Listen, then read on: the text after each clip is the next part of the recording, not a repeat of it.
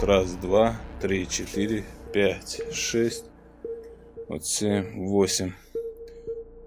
Jūs išstūmėt lietuvius iš šitos rinkos, mokėdami mažus atlyginimus. Nu, prisipažinkit. Литовская бумажка, половинка, 1000 евро. Поставь подпись, имя, фамилия. Это просто рабство какое-то. Тебя посадили на галеры, и ты гребешь, пока не сдохнешь. Доктор сказал, задал мне вопрос, говорит, где твои почки? Где наши деньги? Я за 6 месяцев получил 900 евро. Это нормально? Вот мои вещи, доказательства. Меня выгнали с отеля. Rodo mums savo rankas ir sako, šitom rankom aš išgelbėjau daugybę vaikų, o šiandieną esu pats kaip vergas išnaudojamas. Что я по факту подписываю? Грубо говоря, ну так, многие смеются, ну ты можешь квартиру отписать таким образом. Полиция конфисковала сегодня мою машину в Бельгии. Сковал мои руки, рукой схватил за волосы и начал дергать. Aš nebeišviriu, sako, aš su bambeliais jau net vandenį ant galvos pilus. Skambino savininkas, sako, jisai mirė. Mes realiai esame vagių šalis. Kasos išlaidų orderių šalis mes esame.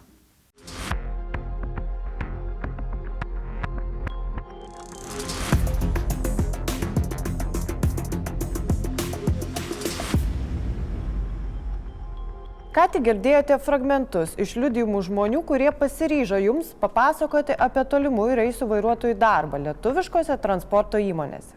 Mūsų tyrimas rodo, kad viena svarbiausių Lietuvos ekonomikos ryčių krovinių pervežimo verslas remiasi vergiškų imigrantų darbu. Ši istorija apie tolimųjų reisų vairuotojus, tiksliau apie neįtikėtiną jų išnaudojimą mūsų šalyje. Krovinių pervežimo verslas yra labai svarbus Lietuvos ekonomikai. Vien jis sukuria apie 8% mūsų šalies bendrojo vidaus produkto. Bene žinomiausia lietuviška pervežimo įmonė yra Girteka. Jis skelbėsi esanti didžiausia transporto bendrovė visoje Europoje. Vien Girtekoje dirba 15 000 vairuotojų, o bendrai šią sritimi užsiimančių įmonių mūsų šalyje yra netoli 5 000.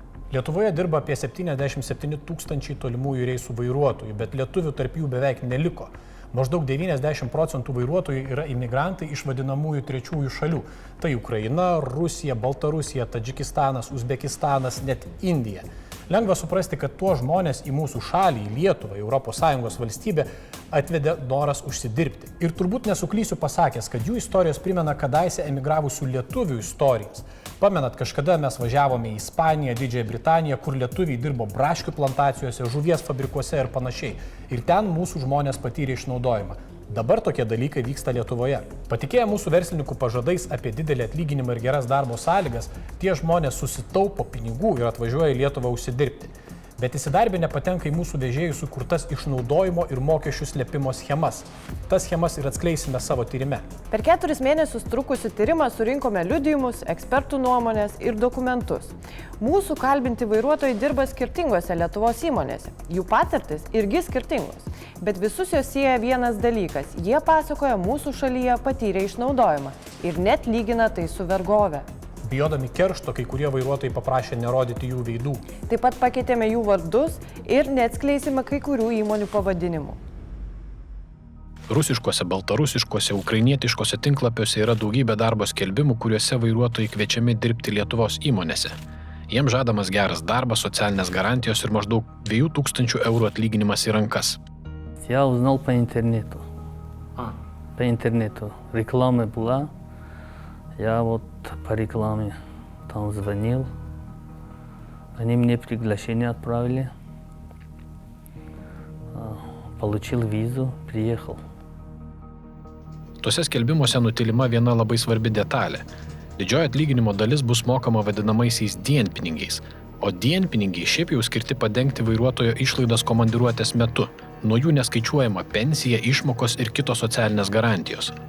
O štai oficialusis vairuotojų atlyginimas bus tik šiek tiek didesnis už minimumą. Знаете, это как конфета с фантиком. Вы смотрите на красивый фантик.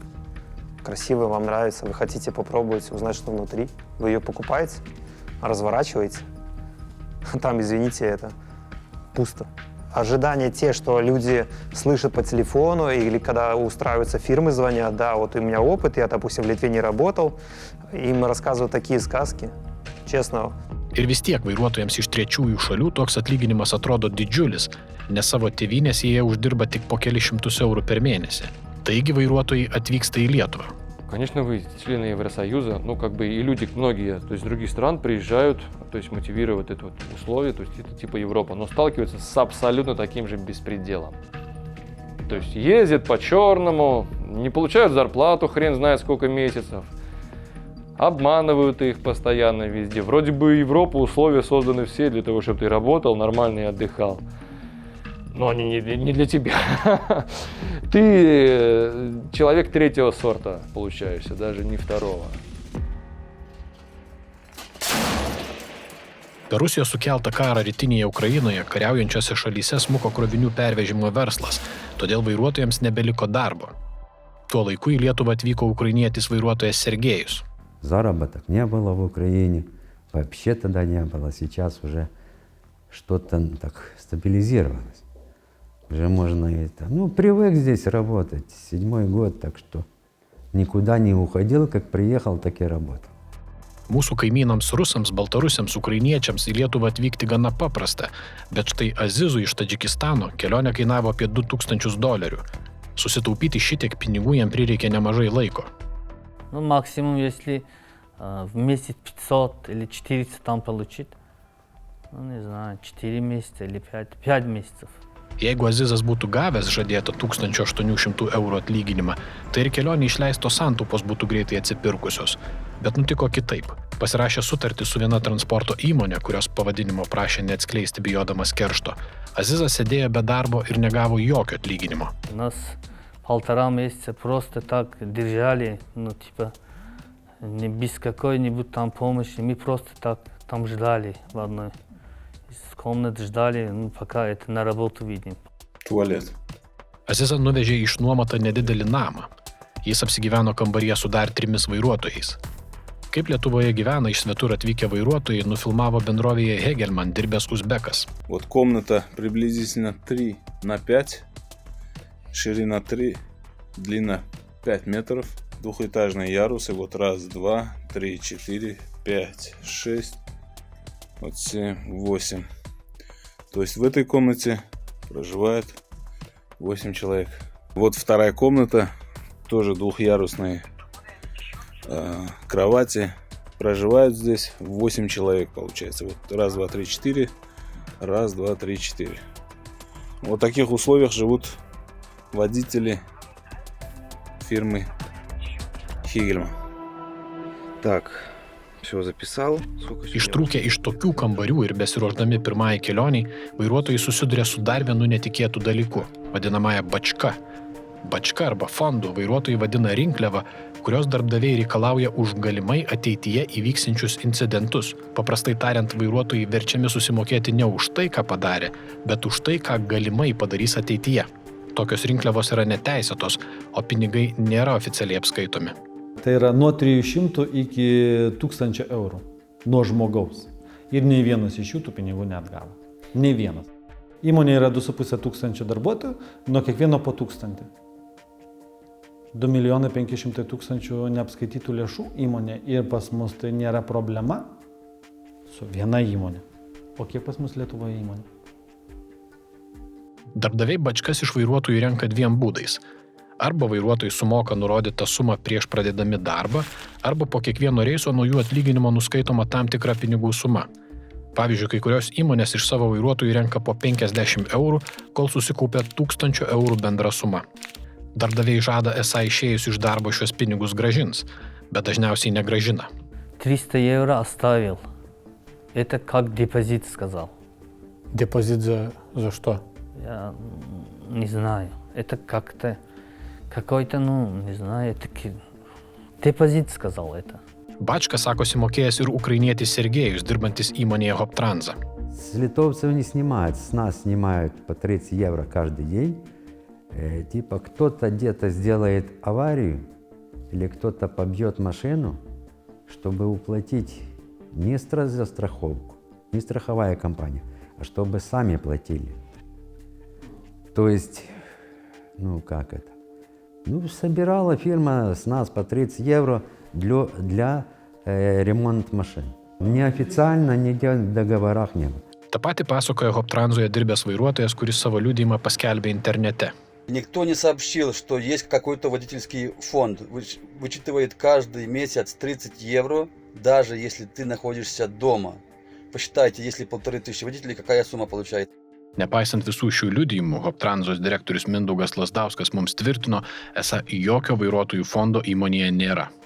Bačkų rinkimas yra sena ir nesikeičianti Lietuvos vežėjų tradicija. Dar 2016-aisiais teismas nustatė, kad įmonė Transimeksa iš savo darbuotojų reikalavo neteisėtų rinkliavų. Vairuotojai teisme liudijo, kad už kiekvieną reisą iš jų nuskaičiuodavo po 50 eurų, kol įmonė surinkdavo 1000 iš žmogaus.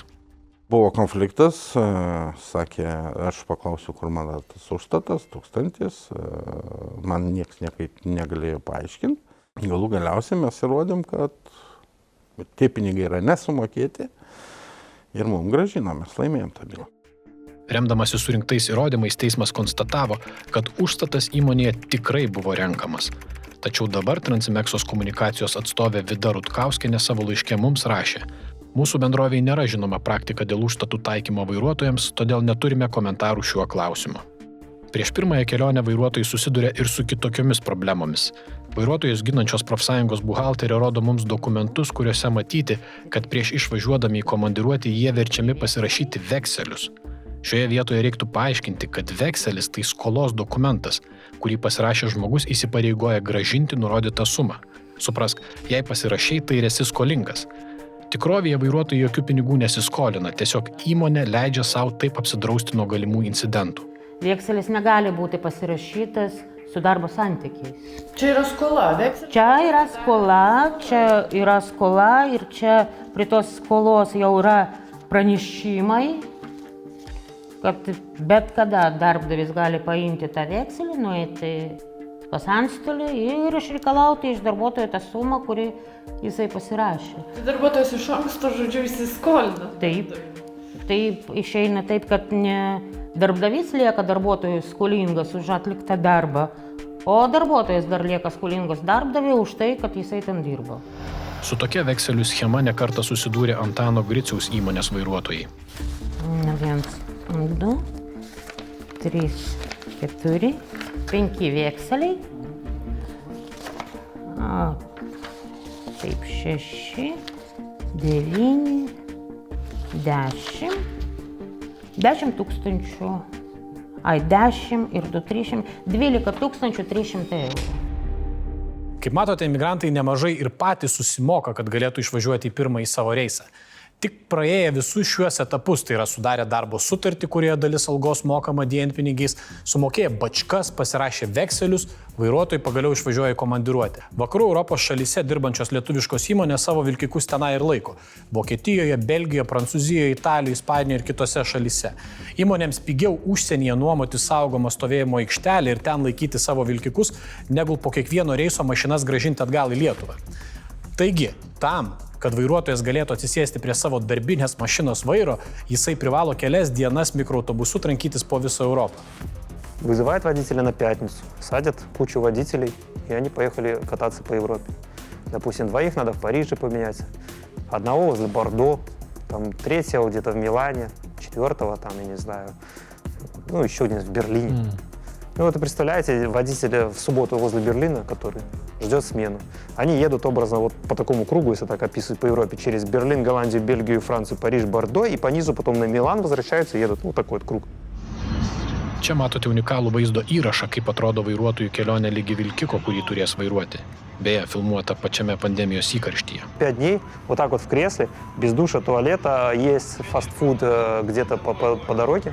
То есть это, ну, и пока все 8-9 человек поменяются, человек, который 5 дней прокатался, понимаете, он приезжает в Литву, что ему хочется? Ему убить хочется всех просто. Я 5 дней, ни спина, ничего, никаких условий, понимаете? На таких бусах нас повезут сейчас. Varginanti kelionė tai yra viena iš problemų. Palyginus smulkmeną, didesnė problema yra pinigai. Dalis lietuviškų įmonių savo vairuotojams už tokias keliones mikriukais nemoka nė cento. Сменился менеджерский состав полностью, И пошло-поехало. Сразу же отменили оплату за бусики, начали кататься гораздо больше по Европе. То есть 2-3 суток мы просто собирали народ, либо развозили. Да, бесплатно, просто бесплатно. Ну как еще, мы еще и платили за еду. Išlipę iš mikriuko vairuotojai turi pasiruošti reisui. Susikrauti daiktus, patikrinti mašiną, ratus, dokumentus ir panašiai. Už šios darbus lietuviškos įmonės taip pat dažniausiai nemoka. Ir štai tada prasideda rimtesnės problemos. Vairuotojų liudymai rodo, kad lietuviškos įmonės verčia juos pažeidinėti užsienio šalių kelių eismo taisyklės, o nepaklususiems skiriamos piniginės nuobaudos. Pavyzdžiui, pasitaiko atveju, kai įmonės savo vairuotojams nurodo vengti brangiai kainuojančių autostradų ir važiuoti nemokamais keliais, nors kartais sunkiasvorių mašinų eismas ten būna draudžiamas. Сейчас для экономии денег, то есть часть маршрута прокладывается просто по деревням. Многие дороги со знаками, запрещающими тебе там ехать, там 3,5-7,5 тонн. То есть там бывают знаки, что ты пустой проедешь, а груженный ты не проедешь, потому что впереди, например, мост или деревня не позволяет тебе там ехать полным, тяжелым, потому что просто разрушаешь дорогу и окружающие дома своей вибрацией. Vairuotojai pasakoja, kad už kelių eismo pažeidimus dažniausiai sumoka įmonė, tačiau pažeidimo protokolas visada išrašomas vairuotojo vardu. В общем-то, в теории, иногда на практике, если у тебя много нарушений определенного характера, и тебя очередной раз водят на контроль и видят, что ты рецидивист, тебе непонятно, что, в общем-то, штрафы для того, чтобы тебя проучить, чтобы ты выучил закон и не нарушал больше, но ты продолжаешь это делать, ты поедешь домой, отдохнешь, то есть с депортацией, либо запретом въезда в конкретную страну, то есть работать уже никак не можешь. Ну и такой водитель компании уже не очень нужен. Net jeigu vairuotojas nepažeidžia kelių eismo taisyklių arba išvengia policijos, tai nereiškia, kad jis liks nenubaustas. Nubausti vairuotoją gali ir darbdavys.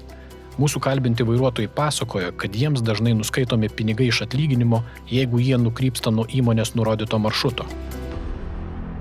Baltarusis Vadimas pasakojo konkretų atvejį. Kartą važiuodamas iš Portugalijos Girtekos nurodytų maršrutų, jis buvo priverstas pasirinkti kitą kelią, nes susidūrė su kelio ремонту дарбейс. И когда мы пришли в итоге за зарплатой, то есть мы проехали там по автобану, а тут не поехали, а поехали тоже по автобану вместо куска, с нас по 100 евро.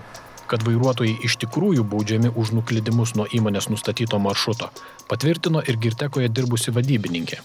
Ji turėdavo vairuotojams paaiškinti visus tuos nuskaitimus iš algos. Tu gauni užsakymą ir tiek kilometrų turi nuvažiuoti. Jeigu tu viršiji, tai tie pasikabino ant vairuotojų. Bet realiai būna apskaičiuotas trumpiausias atstumas, jie turi tą įvykdyti. Jeigu jis neranda, tarkim, užkrovimo vietos, jis pradeda, čia nuvažiavau, čia ne ten, ir jis taip gali kokį 30-50 km prisidaryti. Ir Girteka kelius procentus duoda, tau tik nuklys, bet viršaus jų viskas, jie turi iš savęs išsimokėti. Pasakysiu tiesiai šviesiai. Tokie išskaičiavimai yra nelegalūs. Jie nėra numatyti vairuotojų darbo sutartyse.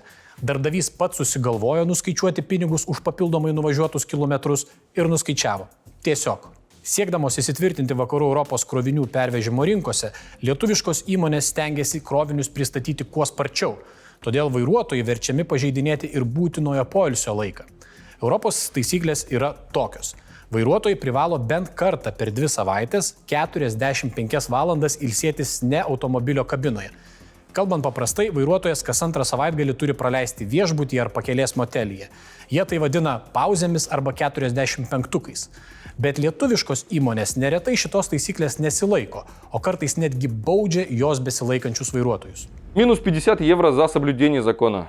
Мы срываем 45-ки, потому что меньше штраф за сорванную паузу, нежели за полную паузу, если меня вдруг поймают в кабине. То есть, если тебя поймают в кабине 45 часов и выше, это уже 1000 евро. 1000. То есть, не одна, не две, может быть. А если ты сорвал паузу, это где-то там 300-700 евро. Rusas Dmitrijus pasakoja, kad nepaklusęs vadybininko reikalavimui nesilaikyti būtinojo poilsio, sulaukė ne tik baudos, bet ir grasinimų. Все. Я на отдых стал. Через полчаса звонит менеджер, почему ты не загружаешься? Я объясняю ситуацию. Фирма сказала, можно, нарушаем. Я говорю, я 4 ночи подряд ехал, я ничего не буду нарушать. Я вот просто сейчас вот рухну и буду спать. И все. Она напрямую говорит, будет штраф. То есть главный менеджер будет, наложит штраф, потом дальше разберешься, какой там штраф будет. Я пожал плечами, окей, дело ваше. На фоне усталости ты едешь, ты думаешь, сколько ты там проедешь опять, где там у тебя пауза будет, чтобы вытащить вот эти вот 45 часов на отдых. И в какой-то момент я психанул просто и стал на паузу, и все, у меня, ребята, 45 часов. Не волнует вообще никак. Позвонил потом главный менеджер, тоже начал немножко по-другому даже общаться со мной, то есть уже более грубо, угрожать. И даже я в тот момент уже вел записи разговоров, я его предупредил, разговор записывается. Ему это не помешало в конечном итоге послать меня пешком из Италии домой. Он говорит, окей, сделаем так, если ты не хочешь делать так, как надо, как по-правильному, то есть фирма, может быть, тебе даже премию дала, может быть, то есть за нарушение закона, это уже беспредел по факту. Но по мере того, как накапливалась усталость, я понимаю, что это беспредел, это просто рабство какое-то. Тебя посадили на галеры, и ты гребешь, пока не сдохнешь. И все, и вот этот человек потом сказал, что вот бросай все и иди домой пешком. И все, минус 150 в итоге мне насчитали после той командировки, когда я приехал. Taisyklėse numatyta, kad 45 valandų pauzės vairuotojai privalo atlikti ne vilkiko kabinoje, bet pavyzdžiui viešbutyje. Tačiau iš liudijimų supratome, kad pakelės viešbučiuose niekas neapsistoja. Viena vertus tai brangu, o ir viešbučių, šalia kurių galėtų sustoti vilkikas, vakarų Europoje непоканка. Нет никакого отеля. Мы всегда, все водители ночуют в кабине, на машине. Ни разу, никогда. Ни большие, ни маленькие фирмы стараются не стоять в гостиницах. Tu visada gyveni toj metaliniai būdoj, ne visada tu turi galimybę tam pačiam geriamam vandeniui, sanitarinėm sąlygom ir taip toliau. Lietuviškos įmonės savo vairuotojams netgi dalina specialias instrukcijas. Juose detaliai aprašyta, kaip pergudrauti užsienio šalies policiją, jeigu vairuotojas būtų pagautas vilkiko kabinoje, o ne viešbutyje. Kai atliekate kas savaitinį poilsį, reikia pauzai sustoti tik saugiose aikštelėse. Šalia pakrovimo iškrovimo vietų 45 valandų pauzę daryti draudžiama. Vengti policijos patikrinimų. Kabinoje būti su užtrauktomis užuolaidomis. Jeigu nepavyksta išvengti patikrinimo, sakyti, kad laukiate įmonės mikriuko. Visada neigti, kad darote 45 valandų pauzę. Jeigu reikalauja pasirašyti ant baudos, visada gimtąją kalbą rašykite, kad nesuprantate, dėl ko jūs baudžia. Hoptranzoje dirbantis ukrainietis Sergejus pasakoja, kad įmonė turi susitarimus su viešbučiais, todėl vairuotojai gali juose užsiregistruoti, gauti registracijos lapelį, kurį vėliau galės parodyti policijai, nors iš tikrųjų viešbutyje apsistoję nebuvo. Нам дают адрес отеля, ты должен вынуть чип с фото, зашторить машину и прятаться от полиции. Никакой отель тебе не дают. Hoptranzos vadovas Mindaugas Lazdauskas neigia įmonėje esant tokią praktiką. Jis sakė, kad bendrovė reguliariai užsako ir apmoka viešbučius, kuriuose vairuotojai gali nakvoti, bet esą patys vairuotojai ne visada pasinaudoja šią galimybę.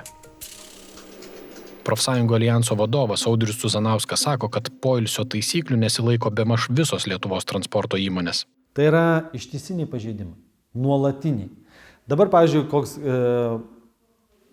yra padarytas pagerimas pagal įstatymą, kad nuo 20 metų Liepos 1 dienos visos įmonės turi teikti Lietuvos transporto saugos administracijai duomenis, kad būtų saugoma vienam serveryje, kad jeigu darbuotojas kreiptųsi į darbo ginčų komisiją, jisai turėtų, sakykime, galimybę ar šiaip dėl kitų priežasčių pasižiūrėti darbą, sakykime, darbo laiką, nes pas mus apmokėjimas yra valandinis.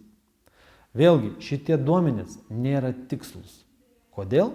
Dėl to, kad didžioji dalis darbuotojų yra apmokama vogti iš savęs darbo laiką. Šioje vietoje labai svarbu paaiškinti, ką reiškia vogti iš savęs darbo laiką. Šiuolaikinėme vilkike vairuotojas privalo savo darbus ir poilsį žymėti tachografe. Tai prietaisas, kuriame registruojama informacija apie vairuotojo veiklą ir judėjimą. Vairuotojas privalo žymėti ne tik vairavimą, bet ir kitus susijusius darbus. Pavyzdžiui, iškrovimą, pakrovimą, degalų užpilimą, mašinos apžiūrą ir panašiai. Pastarieji darbai vairuotojų žargonu vadinami plaktukais, nes tachografe žymimi plaktuko simboliai. Я ставлю молотки, другая работа, и жму ОК. Taip turėtų būti, idealiu atveju, bet lietuviškose įmonėse paplitusi praktika nežymėti kitų darbų. Tai reiškia iškrovimą, pakrovimą, degalų užpilimą, kitus darbus vairuotojas atlieka ne tik nemokamai, bet ir savo poilsio sąskaitą. Полицай подъезжает, просто остановится проверить, молотки есть, нет. Если молотки нет вопросов, уехай.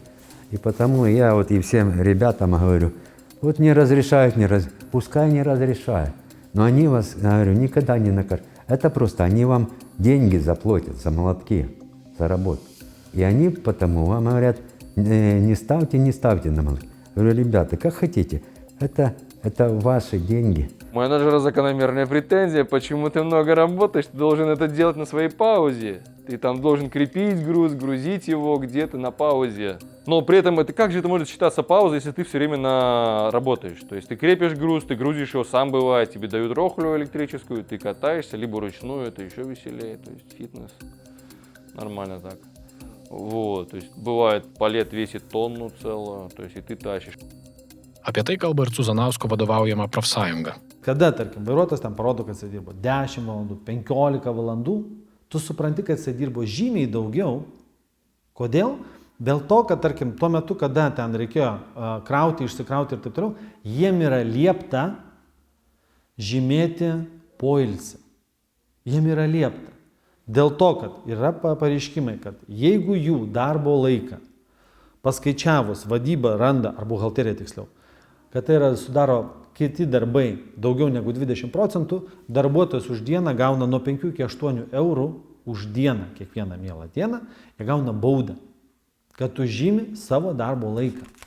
Profsąjunga rodo dokumentus, kurie atskleidžia neatitikimus tarp įmonių deklaruoto vairuotojų darbo laiko ir realybės. Atsiuntė darbo laiko apskaitos žiniaraščius ir žinokit, čia, kad su vairuotojo kartelė neatitinka, mes sužymėjame, ne?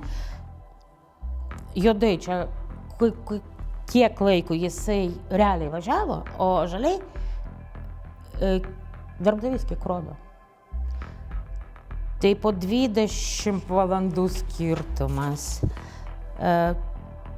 čia 40 valandų, čia dieninis valandas, o naktinių, aš nesakau apie viršvalandžius, naktinius, šventinės dienos, tos, kada dirbu, čia darbo laiko apskaitos žiniaraštį net nenurodyta.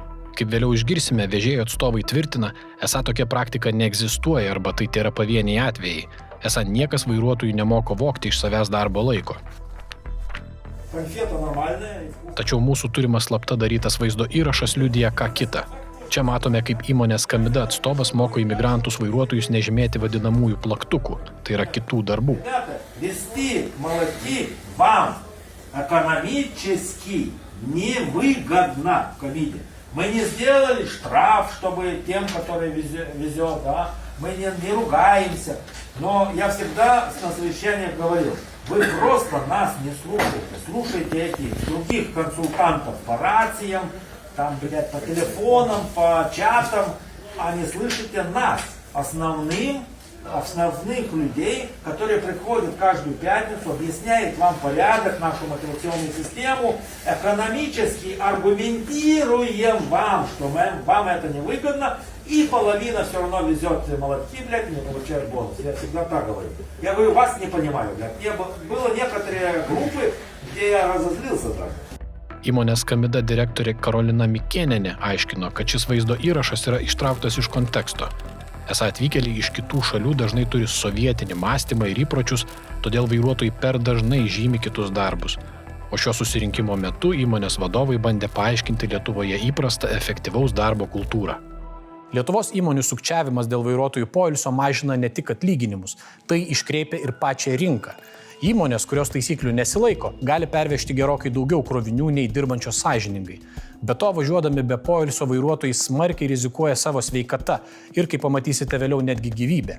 Jeigu tikėsime profsąjungomis, tai vairuotojų padėtis prastėja. Ypač pablogėjo pandemijos metu.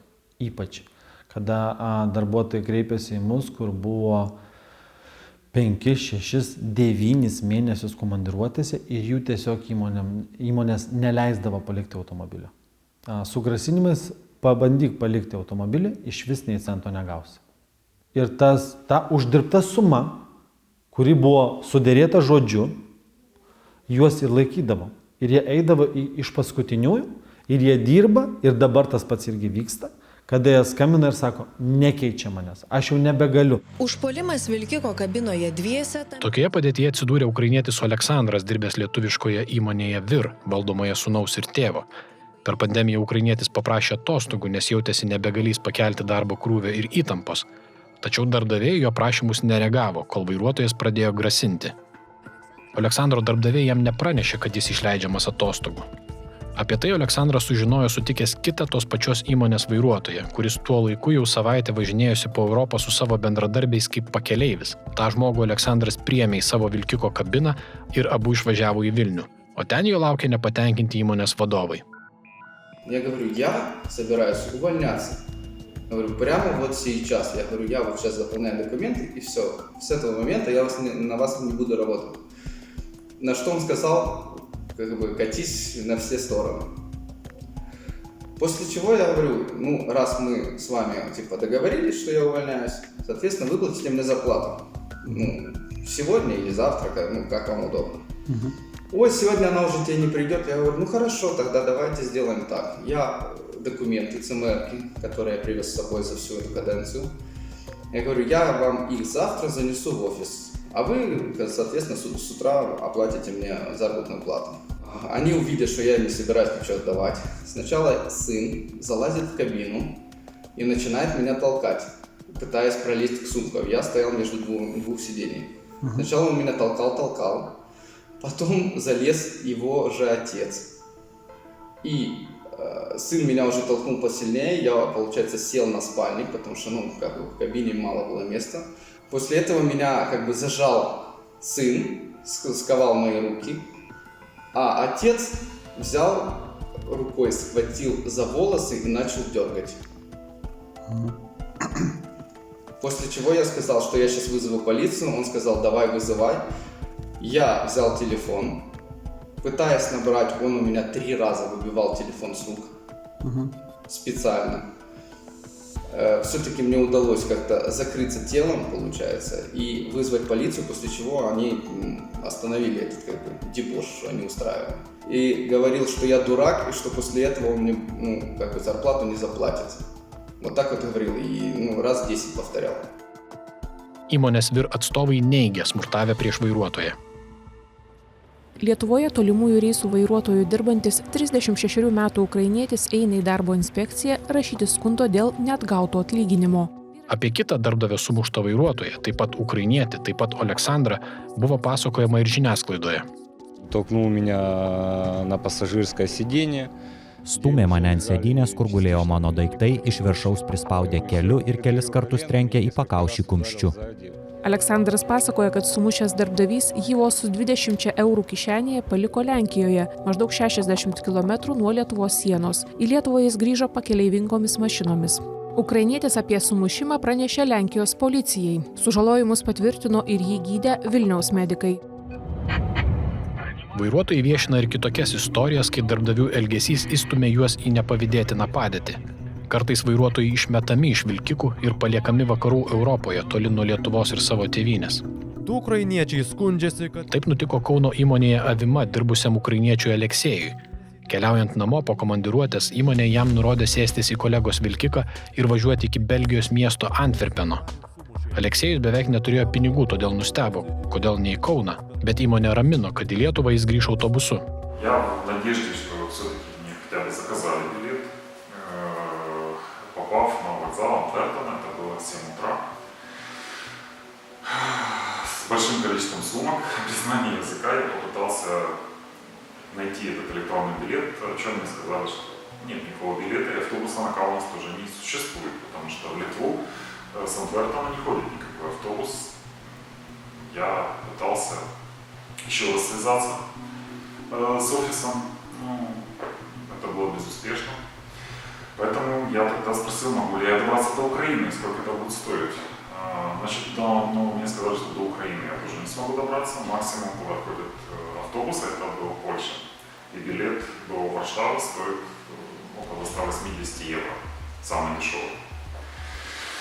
Тогда я понимаю, что у меня нет средств, и добраться я никаким образом не смогу. Po ilgų paieškų Aleksejus sulaukė pagalbos iš Ukrainos institucijų. Buvo surastas mikroautobusas, kuriuo jis grįžo į savo tėvynę.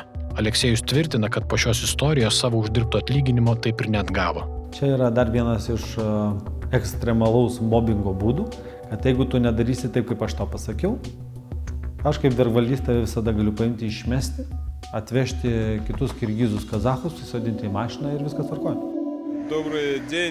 Hegelman dirbęs vairuotojas iš Uzbekistano filmuoja savo įspūdžius po to, kai buvo išspirtas iš įmonės bendrabučio. Вот мои вещи, доказательства. Вот. Меня выгнали с отеля, сделали поддельные документы. Якобы я подписал, что я сам увольняюсь. И по этим документам меня якобы уволили. То есть я сам уволился, и я не имею права находиться в этом отеле. И вызвали полицию, и меня выгнали на улицу. Вот я сейчас на улице теперь нахожусь. Европа, ребята, в Европе, оказывается, правды нету. Hegelman atstovai tvirtino, esą tai klaidinanti ir neteisinga informacija. Tačiau kitas šioje įmonėje dirbęs vairuotojas iš Tadžikistano taip pat sakė atsidūręs panašioje padėtyje. Jis pasirašė prašymą dėl atleidimo iš darbo savo norų, nors tvirtino nė nesupratęs, ką pasirašinėja.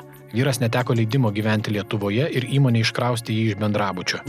Kaip tik tuo metu Lietuvoje buvo paskelbtas karantinas, tad namo grįžti Tadžikas nebegalėjo. 4 mėnesius jis kaip nelegalas gyveno Opel Astroje, be tualeto, be vandens, be dušo. Galiausiai laikiną būstą jiems suteikė kovos su prekyba žmonėmis ir išnaudojimu centras. Šiuo atveju taip pat, kai mes jau susipažinome su šiuo nukentėjusiu asmeniu, jam buvo labai sunku pasitikėti Lietuvos tarnybomis. Jis pradžioje ir nesuprato, kas mes iš viso esame tokie, ar mes čia policija, ar mes čia tie, kurie norim jį iš šalies išmesti. Labai patogu darbinti žmonės iš Tadžikistano, Uzbekijos, kurie neturi jokio supratimo apie savo teises. Tai įvykus kažkokiam konfliktui su darbdaviu, žmogus tai ir išeina gyventi į automobilį, į autolaužyną, bando pas savo tautiečius kažkur prisiglausti. Mišinienė pasakoja, kad vairuotojai dėl darbo sąlygų praranda net ir sveikatą. Ir štai girdime iš mūsų globojamų Tadžikistano gyventojų, kad man buvo sulaužyti šonkauliai, aš vis tiek važiavau, man buvo taip sutinusios kojos, kad aš net iš kabinos negalėjau išlipti. Tai kas čia per absurdiškos situacijos mūsų tokioje teisinėje valstybėje? Vairuotojų sveikatos problemos, arba tiksliau darbdavių elgesys su trauma patyrusiais ar susirgusiais vairuotojais vertos atskiro aptarimo. Vilkikų vairuotojų darbas yra pavojingas ir žalojantis sveikatą. Jie nuolat rizikuoja patekti į avarijas, būti užpulti, apvogti, bet to dirba ilgas valandas, mažai ilsisi, nakvoja kabinose, prastai maitinasi. Vairuotojai išgyvena nuolatinę įtampą ir stresą. Tačiau atsitikus nelaimiai, vairuotojai ne visada sulaukia savo darbdavių pagalbos. Taip nutiko 11 mėnesių komandiruotėje praleidusiam Girtekos vairuotojui Jurijui. Jis sveikatą прорado неgrįžtamai. Направлялись в сторону Праги, в Чехия, республика. С каждым днем мне все хуже и хуже было. Я уже, в принципе, до этого дня 2-3 не спал. Спать не мог, и когда ложился, начинал задыхаться. Просто задыхаться и все. Такое ощущение, что у меня в легких была вода. Такое состояние было. Когда в Чехии мы стояли в этот последний день, то я зашел в душ, мне стало плохо, я потерял сознание. И работник заправки увидел меня, что у меня уже пошла полностью кровь с носа, начала заливать меня. Greitosios pagalbos automobilis nuvežė Jurijų į Čekijos miesto Pilzeno ligoninę. Jį kamavo smarkus dusulys, pakilęs kraujo spaudimas, gydytojai skubiai atliko tyrimus. Доктор задал мне вопрос, говорит, где твои почки? Paaiškėjo, kad Jurijui reikalingas inkstų persodinimas. Jis sako negeriantis, nerūkantis, reguliariai sportuojantis, todėl mano, kad rimtas sveikatos problemas nulėmė darbas. 11 mėnesių komandiruotė, nuolatinis stresas, kava, pakelės užkandinių maistas, nemiga, poilsio stoka. Po 2 savaičių jis sužinojo, kad turi rinktis, kur nori tęsti gydymą – Ukrainoje ar Lietuvoje. Jurijus pasirinko Šiaulius. Draudimo bendrovė pradėjo tarti su Girteka, kaip sergantį vairuotoją saugiai pargabenti į Lietuvą. Jurijus tikėjosi grįžti greitosios pagalbos automobiliu arba bent jau įmonės mikriuku, tačiau išėjęs į ligoninės kiemą išvydo savo paties vilkiką, vairuojamą studento. С самого города он заехал на этой машине. Ну, он мне помог дойти до этого. Но я, грубо говоря, не сидел, а лежал, потому что боли были очень... Больно было. Получилось так. Пока доехали, ну, получилось, что 3 дня. Меня положили в Шауляй в республиканскую больницу. И пролежал я до 26 числа. При этом я звонил пару раз на работу в Артеку, потому что со мной не рассчитались, не дали денег за рейс, не дали за студента. Я просил, чтобы мне скинули денег, потому что мне надо было покупать препараты от давления, от боли, тем более я там и ногу поломал. А как вы поломали ногу? Ну, мне плохо стало, там на приемном покое я заходил и проскользнулся на плитке. Прямо в больнице. Юrijus savo darbdaviams skambino ne kartą. Созвонился с Сигитасом, это начальник кадров в Артеке. На что он мне ответил, что мы поможем тебе. Я говорю, чем? Ну, мы выплатим 2 минимальные ставки. Я говорю, так мне надо донора, а не 2 минимальные ставки. Я же понимаю, что это... Я же застрахованный, там, перед рейсом вы нам даете страховые карточки, там, где написано, что год, и мы подписываем, что 30 тысяч евро. Я говорю, ну, вот мне надо там, например... Говорит, мы этим не занимаемся. Ну, грубо говоря, улыбнулся и сказал, что вот что мы можем помочь, там 1200 евро, где-то 1300. Это я дадут денег, если напишу заяву на увольнение по собственному. Girtekos paprašėme pakomentuoti, ar jų vairuotojai dėl pablogėjusios sveikatos gauna kompensacijas. Įmonė teigia, kad darbuotojus yra papildomai apdraudusių sveikatos draudimu, kuris padeda sveikatos pablogėjimo ar būtinybę susigrąžinti vairuotojus į Lietuvą atvejais.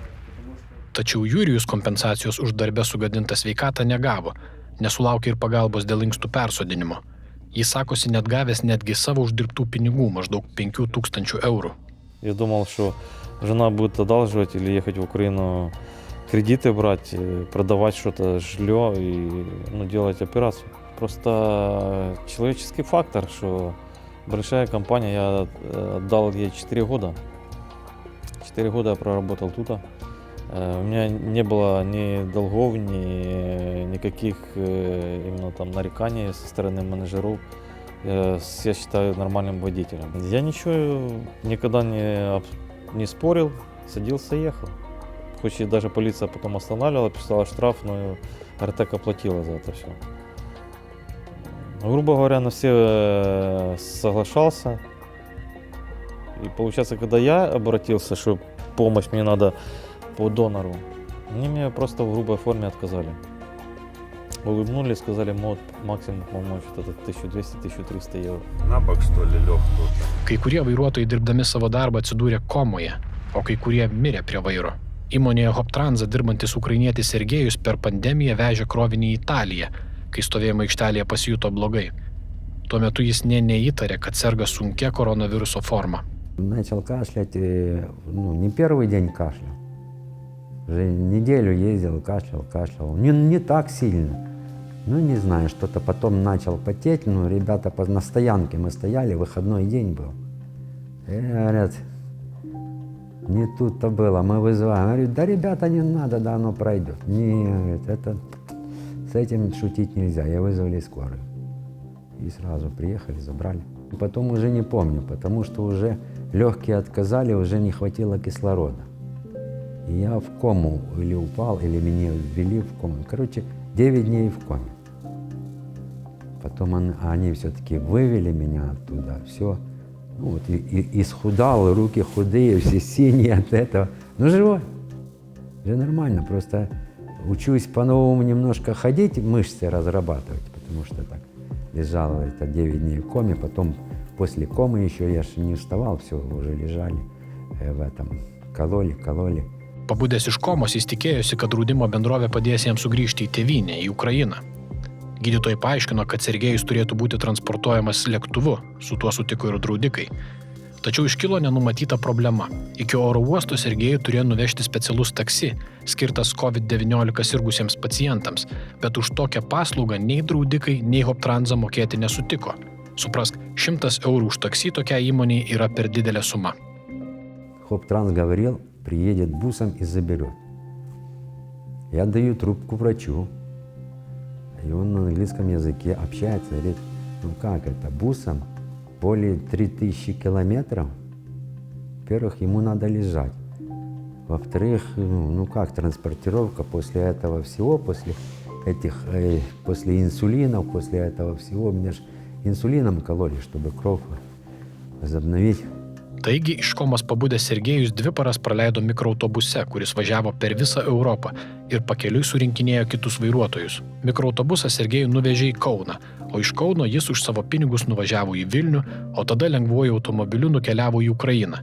Ir visa tai tik todėl, kad įmonė, kurioje Sergejus pradirbo 7 metus, atsisakė sumokėti už taksi. Sergejaus istorija dramatiška, bet dėja neišskirtinė. Daug vairuotojų, norėdami išsaugoti savo darbo vietą ir užsidirbti pinigų, sutinka važiuoti be poilsio. Ir kai galiausiai jie susigadina sveikatą, darbdaviai juos tiesiog išmeta į gatvę, be padėkų ir kompensacijų. O jų vietą užima kiti imigrantai iš trečiųjų šalių, kurie taip pat sutinka dirbti vergiškomis sąlygomis.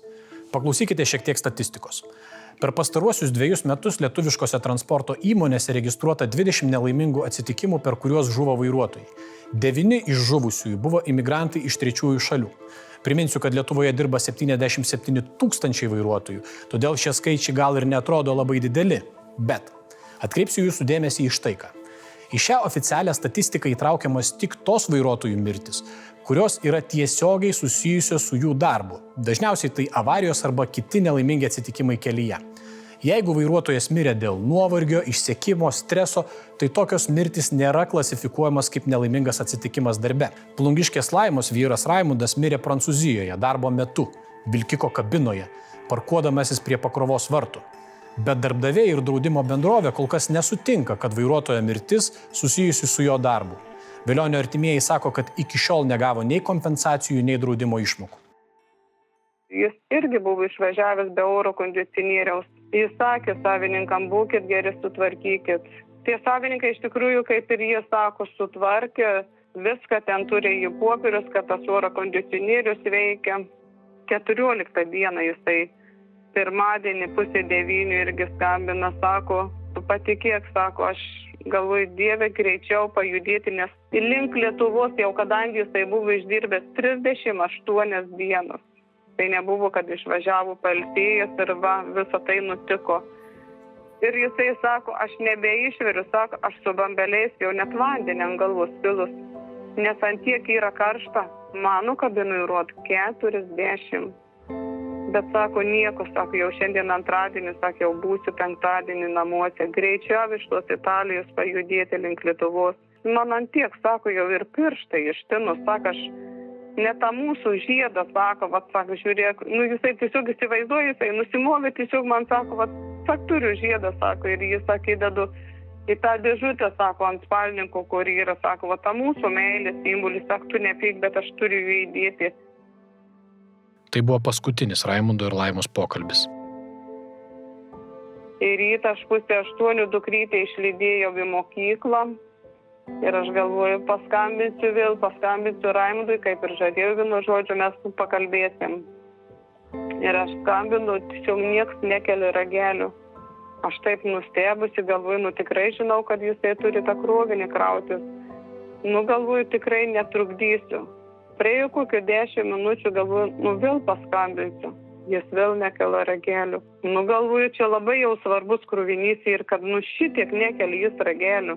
Ir praėjo kažkiek, tai dar bijau pamaloti kokius gerus 2 valandas. Viršininkas paskambino. Sako, jūsų vyrui infarktas. Aš tokio kažkaip taip nesiorientavau, man taip kažkaip keista. Sakau, tai kas, tai gerai, infarktas. Jisai taip sulėtintai sako, infarktas. Aš sakau, gerai. Jis man treti kartą pakartoja, sakau, nu tai koks skirtumas, bet svarbiausia, jis yra gyvas. Nu infarktas, tai gyvas. Ir jisai paskui sako, jisai mirė. Ir man toks šoks, aš tą ragelį pamečiau, galvoju, jisai iš viso išdurnėjo, ką jis čia nusišneka. Greitai vyro mirtis visai šeimai tapo ne tik žmogiška tragedija, bet ir teisinė problema. Absurdas, nuo kada vyrui yra 52 metų natūrali mirtis. Tikrųjų, tai yra nesąmonė, jisai mirė darbe. Kaip sakau, jau profesinė liga mirė ant vairo sukritęs. Jisai darbo vietoje prie ramkos prisistūmęs, jisai kaip prancūzai, kai sakė pats savininkas, jis su prancūzais atsigėrė dar kavos, sako, tu eik į kabiną, mes tave pavadinsim kaip krovinį, pakrausim. Ir jie kaip pakrovė tą krovinį, nuėjo jo pavadinti, bet jisai galvoja, nevažiuoja, rodo, matomai jam į veidrodėlį, kad tu jau gali tą mašiną įsivaryti. Ir vienu žodžiu, ir atrado jis. O darbdavys, ką darbdavys sako? Jūs kalbėjot su savininkais, jūs sakėt, kad jisai mirė darbo vietoj, man priklausytų iš jūsų kompensacija. Kaip ir aš kalbėjau ir su darbo inspekcijų, ir su darbdaviu, jie pasakė, kada mes gausim medikų išvadas ir kada bus, kaip sakant, konstatuota mirtis parašyta, kad būtent karštis turėjo įtakos, tada bus kaip nelaimingas atsitikimas. Bet jeigu jam širdis sustojo, būtent taip tik, tai yra nedarbinis įvykis. Ir viskas, ir jūs nieko negausit. Iš tikrųjų, jie pravedė 1000 eurų ir jie parašė parama laidotuvėm.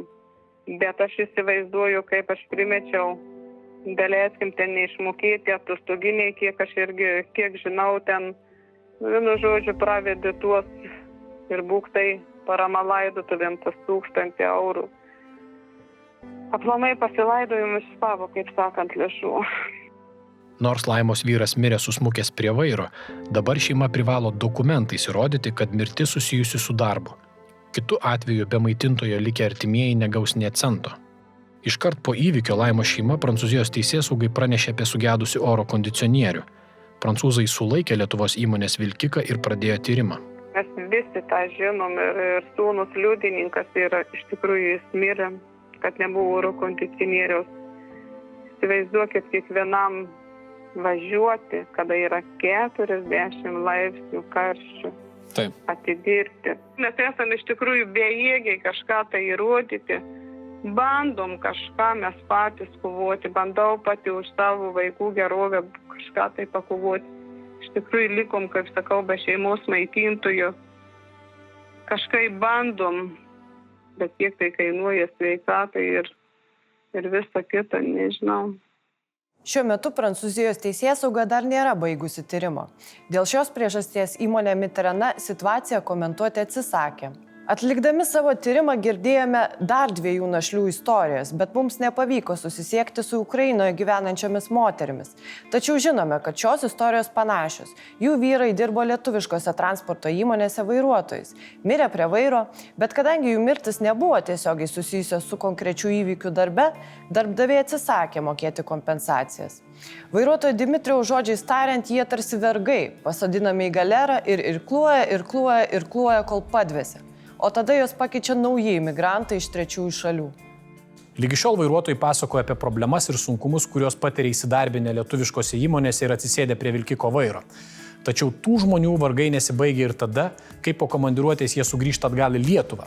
Tada ateina laikas atsimti sutartą atlyginimą, o jau po pirmosios komandiruotės nemaža dalis vairuotojų supranta, kad sutarto atlyginimo negaus. Prisimenate, vairuotojai didžiąją dalį sutartos algos gauna dienpinigiais, kurie šiaip jau skirti komandiruočių išlaidoms padengti. Ir štai čia prasideda vairuotojų problemos. Lietuvos įstatymai leidžia transporto įmonėms vienašališkai sumažinti dienpinigių sumą, kad ir per pusę. Darbdavys pats nusprendžia, kiek pinigų iš vairuotojo atlyginimo jis nori išskaičiuoti. Tokios išskaitos yra savotiškos baudos vairuotojams už viršytus kilometrus, už išdegintus degalus, už nemandagius pokalbius su vadybininkais, už atsisakymą pažeidinėti taisyklės ir už daugybę kitų dalykų. Kaip tos išskaitos pavyksta? Kada darbdavys vienašališkai pats nustato dienpinigių normą, čia ir yra tas laukas, amplitudė 50% ir duoda manipuliaciją pagrindinę, kurios niekas po to netikrina. Tai yra, tu sutari vieną atlyginimą, sakykime, ne? Tu sutari, kaip pas juos yra, jie visi apmokinti, kad tai yra, tarkim, 65 eurų už parą. Bet tu sugalvoji, tarkim, užskaityti iš eko vairavimą. Ten priklausomai nuo to, kiek tu kartus pedalą spaudi, stabdžių ir taip toliau panašiai. Už nuvažiuotus ar viršytus kilometrus ir taip toliau. Tada ar atitinka laikas ar netitinka laikas, per kurį tu nuvažiavai.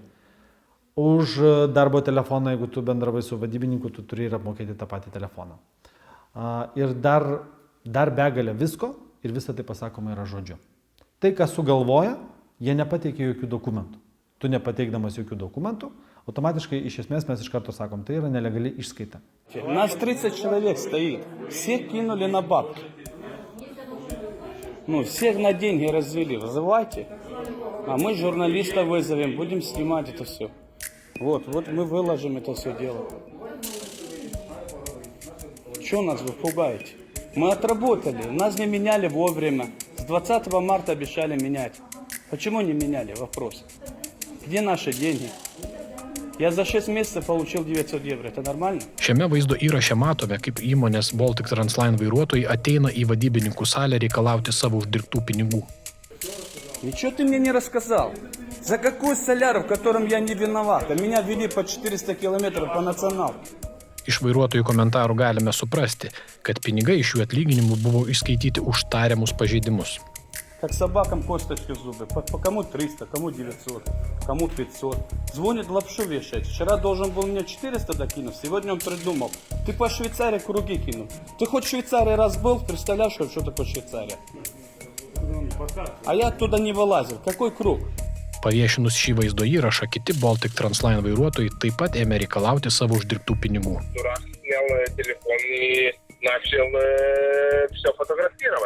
Это не дурак, это не дурак, это Адомов, я вам честно скажу, то, что вы сейчас творите там у себя на офисе, вот это называется дурак, а здесь дураков нет. Нету здесь дураков, понимаете? Вы хотите из нас сделать дураков, но мы не дураки, понимаете? Вы это еще не поняли? Вы это не поняли? Вы будете, я вам говорю честно, вы, если мне сегодня не перечислите мою зарплату за все отработанные дни, я вам обещаю, что машина после выгрузки, она встанет на паркинг, в полицию и будет стоять в полиции. Это не шантаж. Я поступаю Вы мне не платите зарплату. Вы платите мне зарплату, и я буду работать. Apie išskaitimus iš atlyginimų pasakoja visi mūsų kalbinti vairuotojai. Ir visai nesvarbu, kokiose įmonėse jie dirba, nesvarbu, kokią patirtį sukaupė. За 1,5 месяца мне заплатили 600 евро. 600, всего 600 евро. Всегда какие-то штрафы, вычеты, есть пережоги. Мы работали с родным братом. Мы приехали, отработали почти 3 месяца, там 75 дней. Приехали, нам сказали по 500 евро. Мы спросили, за что, нам сказали, у вас пережог. Мы зашли, есть там отдел такое эко-вождение. Люди сидят, 3 человека и улыбаются, говорят, у вас самый лучший балл. Мы зашли к колоннам, потому что менеджер такие вопросы не решает. Колонны улыбаться, говорит, если хотите, могу дать. Через заявление на увольнение, и все. Ну так, у него семья, у меня семья, решили работать дальше, но денег не забрали. Есть какие-нибудь бонусы для водителей? Никаких.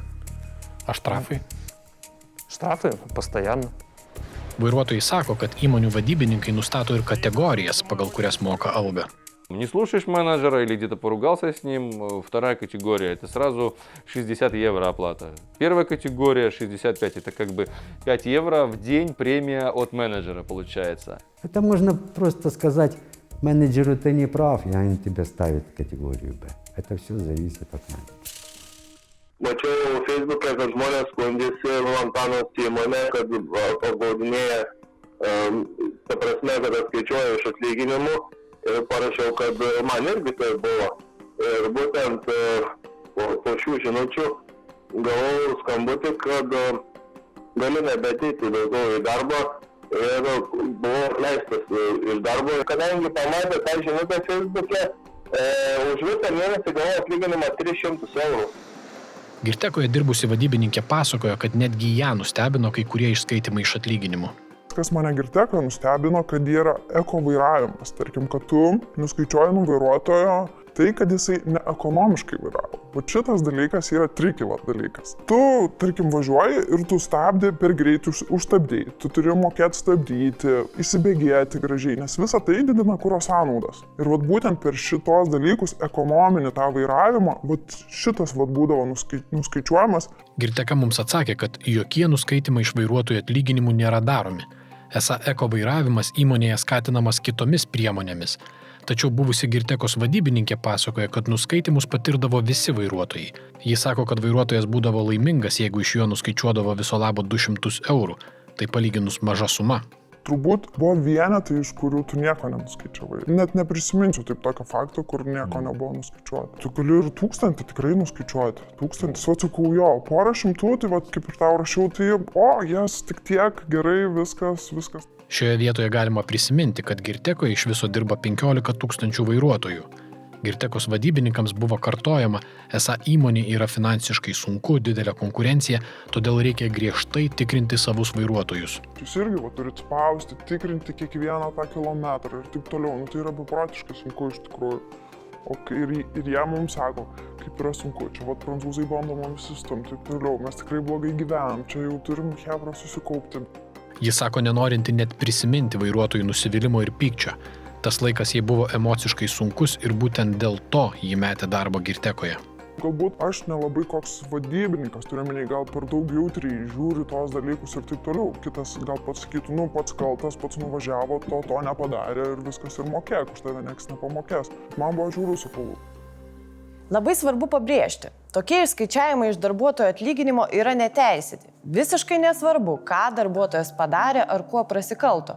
Įstatymai draudžia darbdaviams dienpinigių mažinimą naudoti kaip bausmę. Apie tai pasisakė ir teismas. Savo rankose turiu Tauragės apylinkės teismo nutartį. Teisme buvo nagrinėjama byla susijusi su dienpinigių mažinimu. Teismas nusprendė, kad Šilalėje įsikūrusi įmonė Gretoma Transportas neteisėtai sumažino dienpinigius vienam iš vairuotojų. Teismo nutartyje rašoma, cituoju, dienpinigių paskirtis yra kompensuoti darbuotojų nepatogumus susijusius su tuo, kad jis negali laisvų laikų būti namie. Dienpinigiai nėra ir negali būti darbuotojų skatinimo, drausminimo ar darbdavio patirtos žalos atlyginimo priemonė. O juk būtent taip ir elgiasi nemaža dalis Lietuvos vežėjų. Per dienpinigių mažinimą baudžia savo vairuotojus. Vairuotojų atlygis gali sumažėti ir dėl kitos priežasties. Nemaža dalis atlyginimų vairuotojams išmokama grynais pinigais, o tai sudaro galimybę apgauti vairuotojus ir, kaip pamatysite vėliau, valstybę. 200 евро дают каждому на поднять. 200 там он говорил. Bus byla. Ir darbuotojui per 1,5 metų yra išmokėta 17 800 eurų. Grynais į rankas.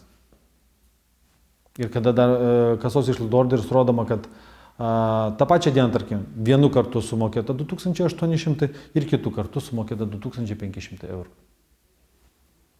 Jie ką, inkasatoriai. Ir kas su tokiom grynų pinigų sumom važinėja. Šiais laikais, kada visur yra daromi banko pavedimai.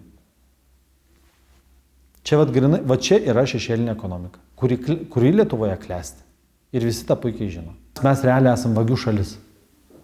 Kasos išlaidų orderių šalis mes esame. Tas yra tiesa.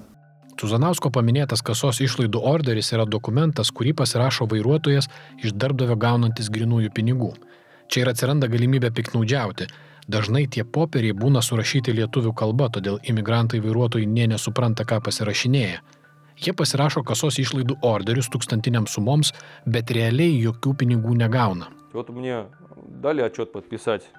Вечером стекло, вот такая вот маленькая окошко. Можно я на примере покажу. Девушка просовывает какой-то отчет, загибает вот так. Подписываем.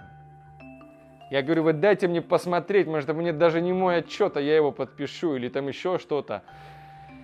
После каких-то уговоров и моих вытягиваний я вот вытянул чуть-чуть, у него руки вот здесь вот были. Сфотографировать, какую-то копию документа дать, которую, в принципе, мне положено выдавать.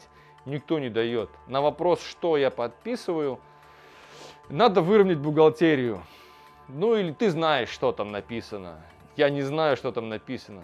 Мне даже не дают перевести это. Я по памяти где-то восстанавливаю эти слова, забиваю в Google переводчик, но я не вижу все равно целой картины. И что за этими документами, что я по факту подписываю? Грубо говоря, ну так, многие смеются, ну ты можешь квартиру отписать таким образом. Мы требуем свое, и все, нам чужого не надо. Мы отработали, дайте. Что вы нам на литовском бумаге, в языке, кучу бумаг даете, подписывайте. Ни одного русского слова. Štai Vadimas iš Baltarusijos dirbo dviejose Lietuvos įmonėse – Girtekoje ir bendrovėje Transporto Marisa. Jis patvirtina, kad šiose įmonėse dalį atlygio gaudavo grynaisiais ir pasirašinėdavo kasos išlaidų orderius.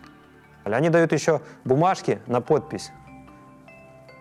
Литовская бумажка, половинка, 1000 евро. Поставь подпись, имя, фамилия. Я спрашиваю, а что это за бумажка? Ну, это для бухгалтерии, говорит бухгалтер мне. Вы по бумаге получаете одну зарплату, а фактически вы получаете другую зарплату. Вот. И таких бумажек вот в Марисе я на 2700 евро наподписывал. И опять же, я подписываю, не знаю, что это за бумажка. Я хочу быстрее домой и поехать. Я спрашиваю, а мне эти деньги дадут? Нет, это для бухгалтерии только надо. Ну, ты не волнуйся, тебе на карточку все придет. Все, как ты с директором договаривался. Все. А потом оказалось, это деньги, которые якобы мне дали наличные. То есть я эти деньги, оказывается, получал, но я их не получал. И они дают эти бумажки, всем водителям подсовывают. То есть фирма якобы мне дала наличными деньгами 2700 евро, но они мне эти деньги не давали. То есть вся зарплата приходит, у них на компьютере есть специальный Excel-файлик, где они ведут черную бухгалтерию. Tokių liudijimų galima rasti ir YouTube. Štai vienas Hoptranzos vairuotojas viešai pasakoja, kad buvo verčiamas pasirašinėti dokumentus dėl grynųjų pinigų. В завершение, что меня просто добило, когда я увольнялся, Юлита и дала бумаги подписывать на увольнение. Там заявление на увольнение плюс договор на увольнение. И на бумажке было написано, что мы вам выплачиваем там 300 с копейками евро на карточку и 80 евро наличкой. Но по ордеру они у меня, получается, что я получил не 80 евро наличкой, а получил 202 евро. Значит, 122 евро они меня украли. Atsakydamas į šį liudijimą, Hoptranzos vadovas mums tvirtino, tokios praktikos įmonėje nėra. Vairuotojus ginančios profsąjungos buhalterė rodo pažeidimus kasos išlaidų orderiuose. Pavyzdžiui, įmonės Vlantana dokumentai atrodo štai taip.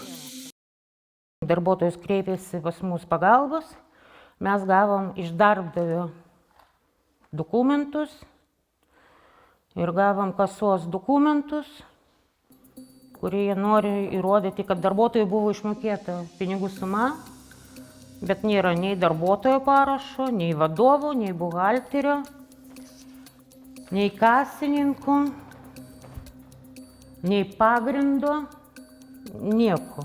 Valantanos direktorius Tomas Stonys įsitikinęs, kad tokių nepasirašytų kasos išlaidų orderių, kokius ką tik matėte, tiesiog nėra. Mums jis pasakoja, kad grynųjų pinigų išmokėjimas vairuotojams visada yra patvirtinamas jų parašais. Profsąjunga taip pat yra fiksavusi ne vieną abejotiną grynųjų pinigų išmokėjimo atvejį Girtekoje. Čia ne už vienus metus, bet yra, grubiai tariant, apie 18 000 eurų gauti. Grynais. Tai čia 7 orderiai yra ir apie 18 000 eurų. Aišku, savaime iš darbuotojo visada prašom kažkokį paaiškinimą. Tai daugumoje taip ir rašo, kad niekada tokių sumų negavau. Taip, gali būti, kad tarp krūvos dokumentų buvo pasirašyti dar ir šitie orderiai, ir ten kvytai, ar dar kažkas. Šis vairuotojas savo paaiškinime profsąjungai rašo, citata, Buvau verčiamas pasirašyti tuščius kasos išlaidų orderių blankus. Sakė, kad tai reikalinga vidiniai buhalterijai. Praėjus vos kelioms savaitėms profsąjunga gavo jau kito Girtekos vairuotojo skundą su dar didesnė neva išmokėtų grinųjų pinigų suma. Dabar gavom orderių už 20 884 eurus. Girtekos komunikacijos vadovas Simonas Bartkus teigia, kad nuo pernai įmonė nebevykdo atsiskaitimų grinaisiais. Esą visi atlyginimai pervedami į banko sąskaitas. Bartkus sako, kad teiginiai apie reikalavimus pasirašyti tuščius blankus yra nepagristi. Vairuotojai verčiami pasirašinėti ne tik grinųjų pinigų orderius. Jie nuolat pasirašinėja ir prašymus dėl nemokamų atostogų. Aišku, migrantai nesupranta, kad pasirašę tokius prašymus netenka visų socialinių garantijų, išmokų, sveikatos draudimo, galiausiai ir dalies savo darbo stažo. O įmonė tuo metu nesumoka mokesčių valstybei. Vairuotojai mums pasakoja, kad tokius prašymus pasirašinėja norėdami atgauti savo uždirbtą atlyginimą, nes priešingų atveju дarbdaviai jiems tiesiog несумока. Каждый раз, когда ты приезжаешь и едешь домой, тебе дают бланки, подписывают, что ты будешь находиться в отпуске. И бланки, как правило, без даты. Водители просто подписывают, им главное деньги получить. Понимаете, человек 2-3 месяца не был дома, что он приезжает, видит на эту фирму? Он хочет сидеть в этих очередях, получить свои деньги? Нет, конечно. Он хочет уехать быстрее, обнять жену, ребенка поцеловать, и быть дома, и привезти какие-то подарки домой. И он готов подписать, подмахнуть все, что хочет, чтобы только ему заплатили деньги, и он уехал. И вот эти вот отпуска я сам не знал. И я думаю, 90% водителей не знают, что это такое, что это не идет стаж и так далее. Никто этого не знает. Даже литовцы половину этого не знают. Поэтому фирмы этим пользуются как бы. Tolimųjų reisų vairuotojai kiekvienais metais nemokamose atostogose praleidžia nuo 3 iki 6 mėnesių. Su prašymais, kad jie patys prašosi būti, visiškai atsisako, tuo prašymu jie visiškai atsisako bet kokio draudimo. Jie atsisako bet kokių išmokų, jeigu netgi ir turi nedarbingumą atostogų metu. Ir jie atsisako visiškai stažo už tą laikotarpį. Išties išmanus, tiesa. Jie tokie, tokie nuoširdžiai. Jiem nieko visiškai nereikia iš Lietuvos. Ne jie žino, kokios yra pasiekmes, nes tu nežinai įstatymą. Tau pasakė, padavė, ir padavė. Ok, o antras dalykas yra tai, kad arba pasirašai, arba pinigų negauni. Labai paprasta schema.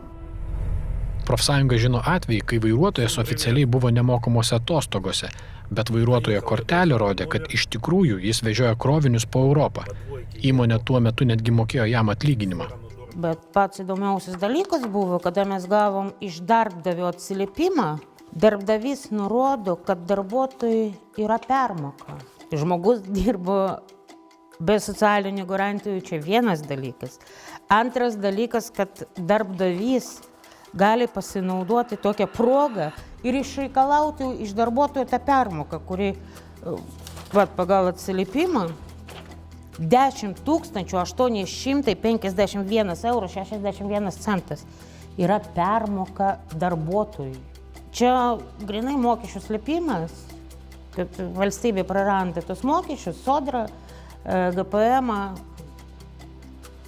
ir darbdaviai, naglumo viršūnė, aš pasakyčiau, kad permokėti ir parodyti darbo ginčų komisijai, kad tu permokėjai 11 000, nežinau, čia iki absurdo lygių kažkokį. Savo vairuotojų permokėjusių pasijuto įmonė Baltusa. Beje, FNTT dėl šios bendrovės įtariamo apgaulingo apskaitos tvarkymo pradėjo ikiteisminį tyrimą, o VMI teigia, kad valstybei buvo padaryta daugiau nei 1 milijono eurų žala. Ir tai nėra vienintelis atvejis, kai darbdavys tvirtino permokėjęs vairuotojui. Paklausykite Baltic Transline atstovo, kuris siūlo vairuotojui džiaugtis, kad įmonė už tariamą permoką neprašo dar ir palūkanų.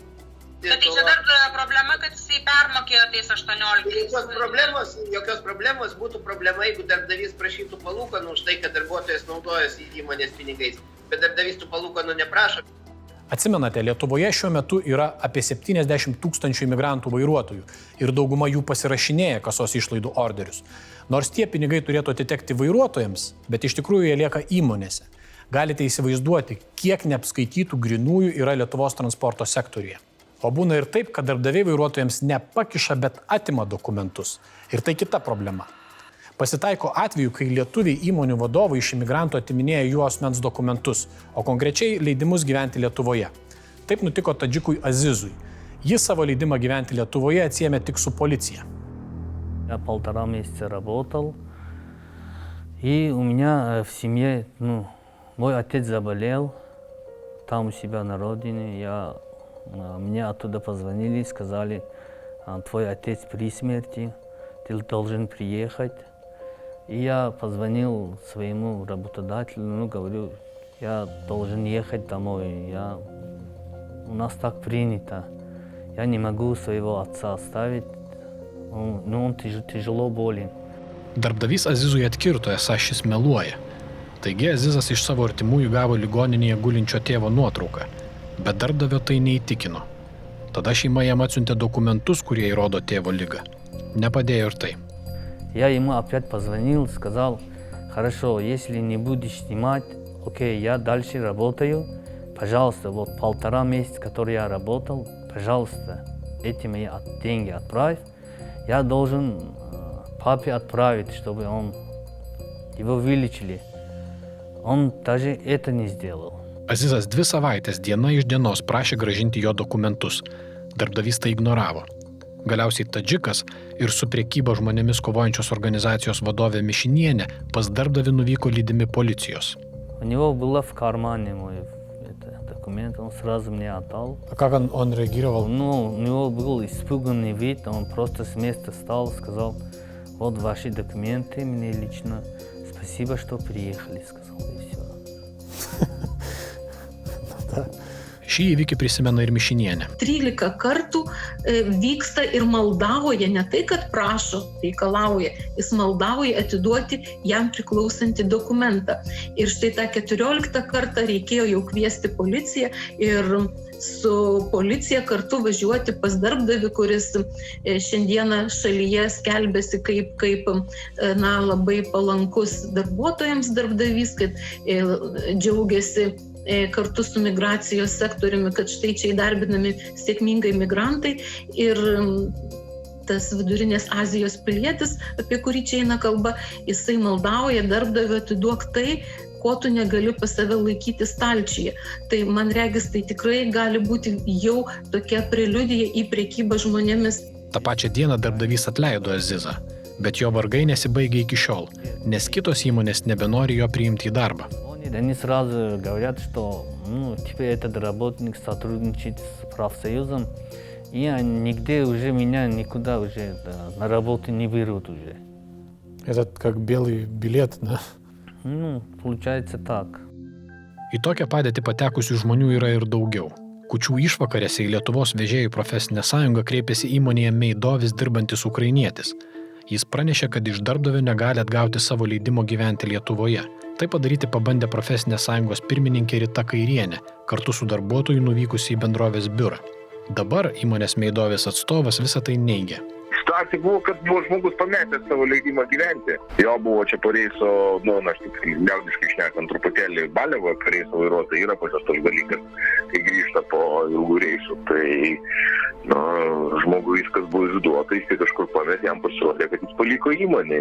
Atvažiavo su ponais iš profsąjungos, kiek žinau, nesu tiksliai tiesiog nedalyvau tame aspekte, kūčių dieną, ir jie bandė ieškoti to leidimo gyventi. Mes paaiškinom viską jam ir tai viskas ir baigėsi. Kaip vyko tas paaiškinimas, galite išgirsti autentiškame pokalbio įraše. Žiūrėkit, jeigu jūs čia atėjot man kažką, čia privati teritorija, iškart sakau, jo? Atvyk nesusiderinus negali. Nesvarbu, ar jis mano darbuotojas ar nedarbuotojas. Neturite teisės paimti asmenį. Aš čia nieko iš jų nesu paėmęs, nepradėkit čia man kažką tai pudrinti. Mes klausėm, migracijos tarnyba pasakė, kad leidimas gyventi yra suteiktas ir pasiimtas yra darbdavio atstovo. Tai jūs nors pasakyti, kad jūs jam neatiduosit atsiprašau. Aš nieko jums iš vis nesakau, palaukit, apsiraminkite. Jūs kad nepradėtumėte iš karto užduoti klausimus ir pati atsakinėti. Ne, tai aš tik paklausiu, aš neatsakiau. Aš nieko esu kompetentingas į tokius klausimus jums atsakyti. Atsiprašau. Jūs vadovas? Aš nesu vadovas. Visų vyriausių. Ne, palauk. Taip, palaukit, geros jums dienos. Gerų jums švenčių, ponė. Jeigu jūs esate įgaliotas, dabar prikalbėti su darbuotoju. Aš kalbėtis galiu, nes jis su juo tiesiog į darbo funkcijas atlieku. Aš galiu su kalbėtis, bet aš nesu įmonės vadovas ir kitų klausimų. Попросите сейчас у него то, что вы хотите получить. Aš jums linkiu gerų švenčių, visų geriausių. Вам документ нужен? Ну, я сказал документ. Какой документ? Вид на жительство. Jūs girdėjot, ką jisai paprašė? Galbūt, bet aš nekompetentingas tokius klausimus. Jūs galite manęs paprašyti bet ko dar reikėtų. Чего еще тебе не хватает? Что еще? Зарплаты, Что которую еще? вы не А что я работал? Что еще? Что еще? Трехкомнатную хочешь? Слышишь, ничего не хочу. Трехкомнатную. Я ничего не Строить хочу, ты? слышишь? Вот это разводники тоже, знаешь? Да. Да. Что? Что? Знаешь, что я у тебя не на родине, не начинаешь Jisai yra разводники. jums pavaldus asmuo. Kaip jūs kalbate?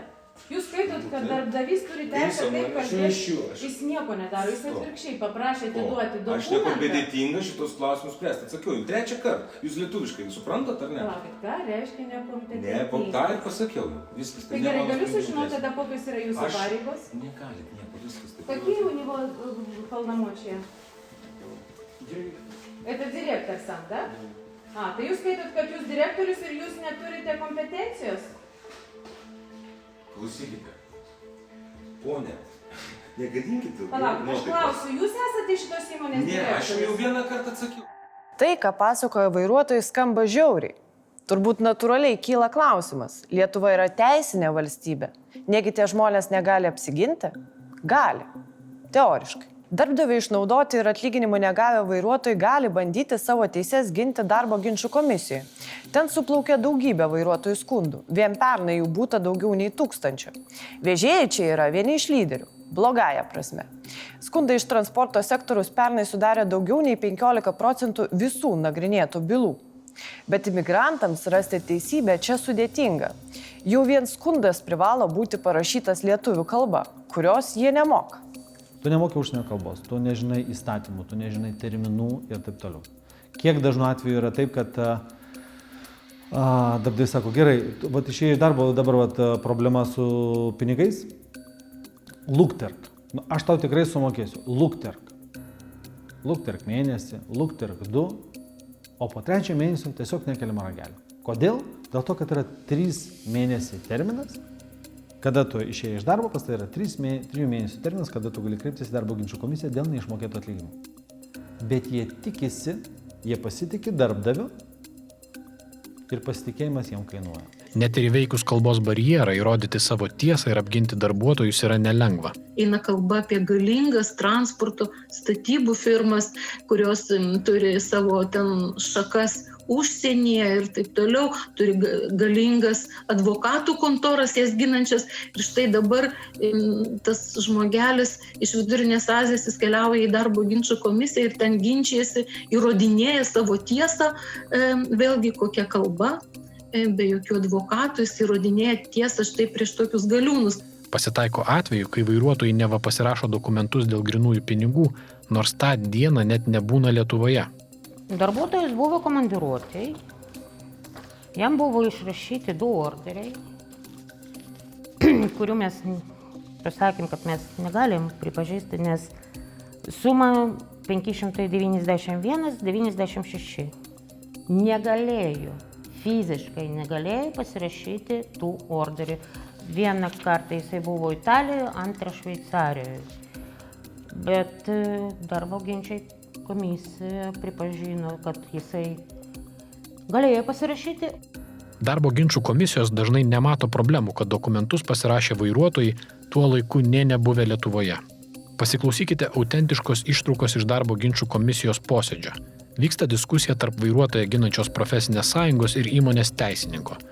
Prisiminkite, kad kasos išlaidų orderiai išrašomi tik dėl grinųjų pinigų. Dokumentą pateikė pats darbdavys, kad tuo metu jisai jį buvo komandiravęs į užsienį ir darbuotojas tuo metu niekaip negalėjo būti Lietuvoje ir pasirašyti šitų dokumentų. Tai dar nereiškia, kad jis negalėjo gauti pinigų iš darbdavio. Kad komandiruotėje buvo, aš neprieštarauju. Bet kasos išlaidų orderis yra griežtos atskaitomybės dokumentas. Reiškia, darbuotojas turėjo gauti būtent tą dieną, kada buvo išrašytas kasos išlaidų orderis. Tai jis ir gavo. Kada jisai gavo? Kada yra nurodyta. Tai aš jums įrodau, kad gegužės mėnesį 18 dieną darbuotojas buvo Italijoje. Tai nereiškia, kad jis negavo pinigų. Tai aš ir klausiu, tai kada ir kokiu būdu jisai gavo tos pinigus? yra nurodyti kasos išlaidų orderį. Tai aš gerbiamą ginčių komisiją daugiau neturiu nei ką pasakyti, nei ko paklausti. Nepaisant situacijos absurdiškumo, darbo ginčų komisija atmetė šio vairuotojo skundą. Pinigų iš darbdavio jis taip ir net gavo. Tokių bylų buvo ir daugiau. Pavyzdžiui, Klaipėdos darbo ginčų komisija atmetė identišką Vlantanoje dirbusio Baltarusio Sergejaus skundą. Net jeigu būtų įrodyta, kad ieškovo nebuvo Lietuvos Respublikoje, ši aplinkybė negali paneigti grynųjų pinigų išmokėjimo fakto, nes jų išmokėjimas yra patvirtintas ieškovo parašais. Kad suprastumėte, kaip atsiranda tokie parašai, prisiminkite vairuotojų liudijimus. Jie verčiami pasirašyti dokumentus, kurių tekstas būna uždengtas arba surašytas lietuvių kalba. Kai kurie popieriai būna be datų. O pasirašyti atsisakę vairuotojai negauna savo uždarbio. Bet darbo ginčų komisija vadovaujasi principu. Patys pasirašėte, patys kalti. Komisija veikia pagal tam tikrą teisminę praktiką, jeigu nepavyksta sutaikyti šalių, o teisminė praktika, taip, jūs teisi, yra tam tikrais atvejais, yra pakankamai griežta ir įrodinėjimo prasme, kad tiesiog neužtenka, kad aš pasakiau, man vienas, matyt, liudininkas paliudijo ir ko gero reikia tų įrodymų ir daugiau. Kalbant apie tą teisminę praktiką, galima rasti šimtus bylų, kur vairuotojai bando prisiteisti negautą atlyginimą, tačiau teismuose tai padaryti niekiek nelengviau. Ir teismų praktika praktiškai, jeigu tai yra pirmi metai pasirašinėti, dar tu gali pasakyti, kad tu nežinojai, tu nesupratai ir taip toliau. Bet jeigu yra tai 1,5 metų arba 2 metus, tai jeigu iš tavęs pastoviai taip vagia ir tau pakišinėja tos pačius dokumentus, tai teismas jau skaito, kad tai viskas yra gerai ir tu su to sutinki. Reiškia, tu žinai, už ką tu pasirašinėjai ir čia yra tavo pačio problemos. Marijampolės apylinkės teismas vienoje byloje konstatavo, kad darbdaviai neprivalo išversti lietuviškų dokumentų į darbuotojų suprantamą kalbą. Darbo kodekse nėra numatyto imperatyvo darbo sutartį sudaryti ar kitus su darbo santykiai susijusius dokumentus versti darbuotojų į jam suprantamą kalbą. Taigi minėta nuostata neįpareigoja darbdavio raštu išversti šiuo atveju ginčiamus kasos išlaidų orderius. O ir darbdavių paaiškinimai teismams kartais skamba ciniškai. Pavyzdžiui, įmonė Danrasta teismui pateikė vairuotojo pasirašytą sutikimą dėl sumažintų dienpinigių.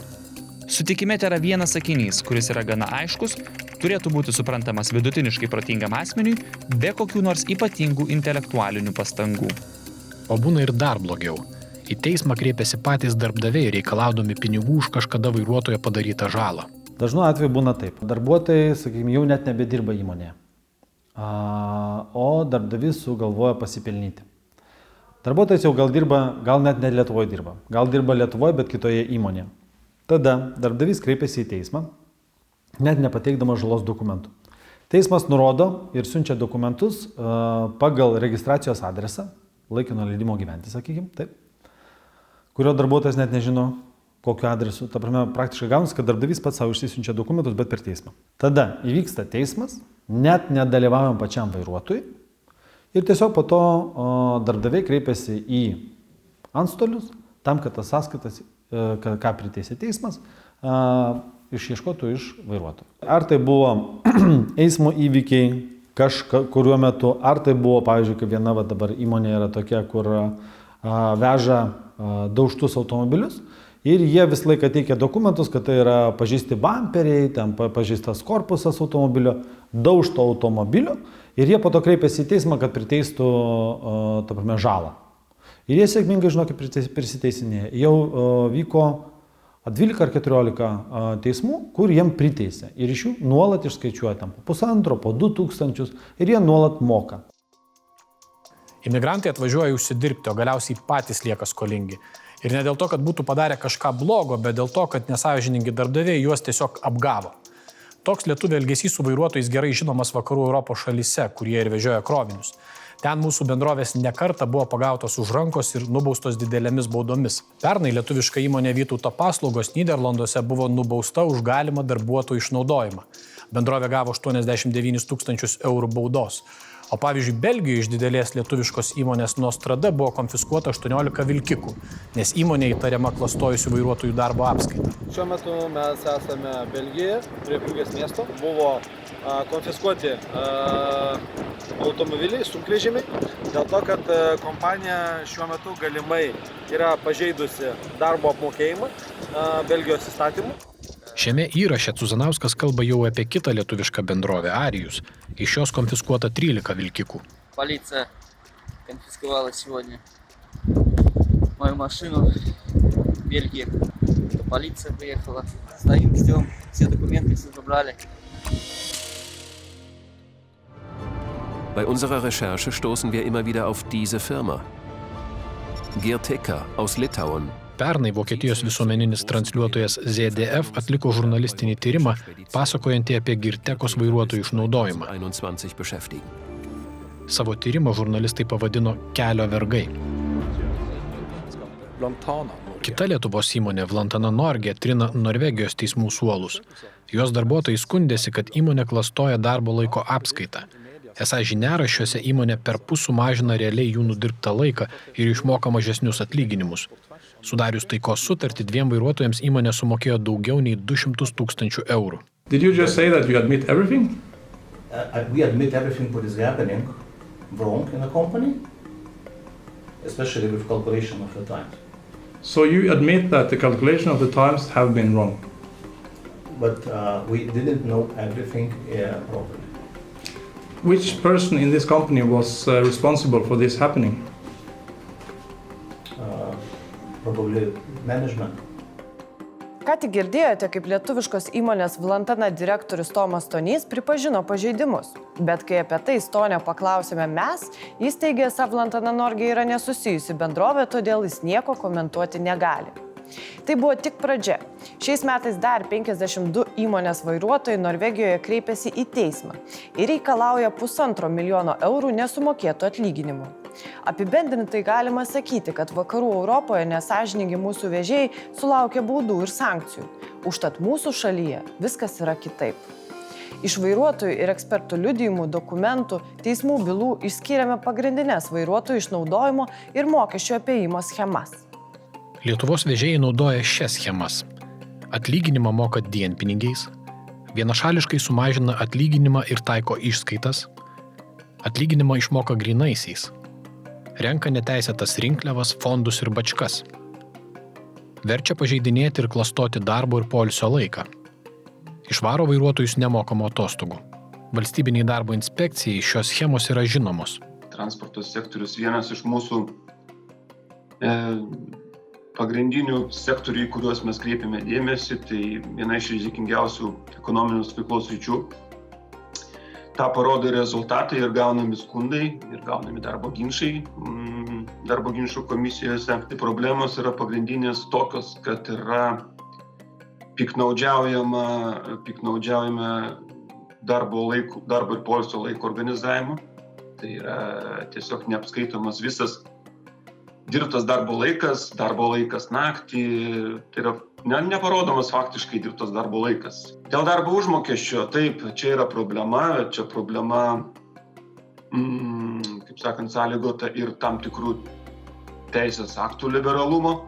Pamenate, daugiau nei pusę atlygio vairuotojai gauna dienpinigiais, o jų oficialusis atlyginimas tai yra vos didesnis už minimumą. Tai reiškia, kad vairuotojai gaus ne tik mažą pensiją, bet ir mažesnės socialinės garantijas. Kai žmogus, pavyzdžiui, susirgs ar patirs traumą ir tuo metu ir tos jo ligos išmokos, kai jisai neturės to darbo, arba kai žmogus, pavyzdžiui, praras darbą, tai jos išmokos, kurias Sodra mokės, ir bus atitinkamai mažesnė. Vėlgi, pensijos dydis tiesiogiai priklauso nuo to, kiek žmogus per gyvenimą sumokėjo socialinio draudimo įmokų. Aš vieną kolegą turiu vairuotoją, kuris išėjęs ir dirbęs 15 metų prieš pensiją vienam krovininiam transporto sektoriui, jo pensija yra 227 eurų. Tai tas pats, kaip jisai praktiškai yra nedirbęs. Sodros atstovas įspėja, kad panašių problemų gali kilti ir dėl to, kad vairuotojai nuolat būna nemokamose atostogose.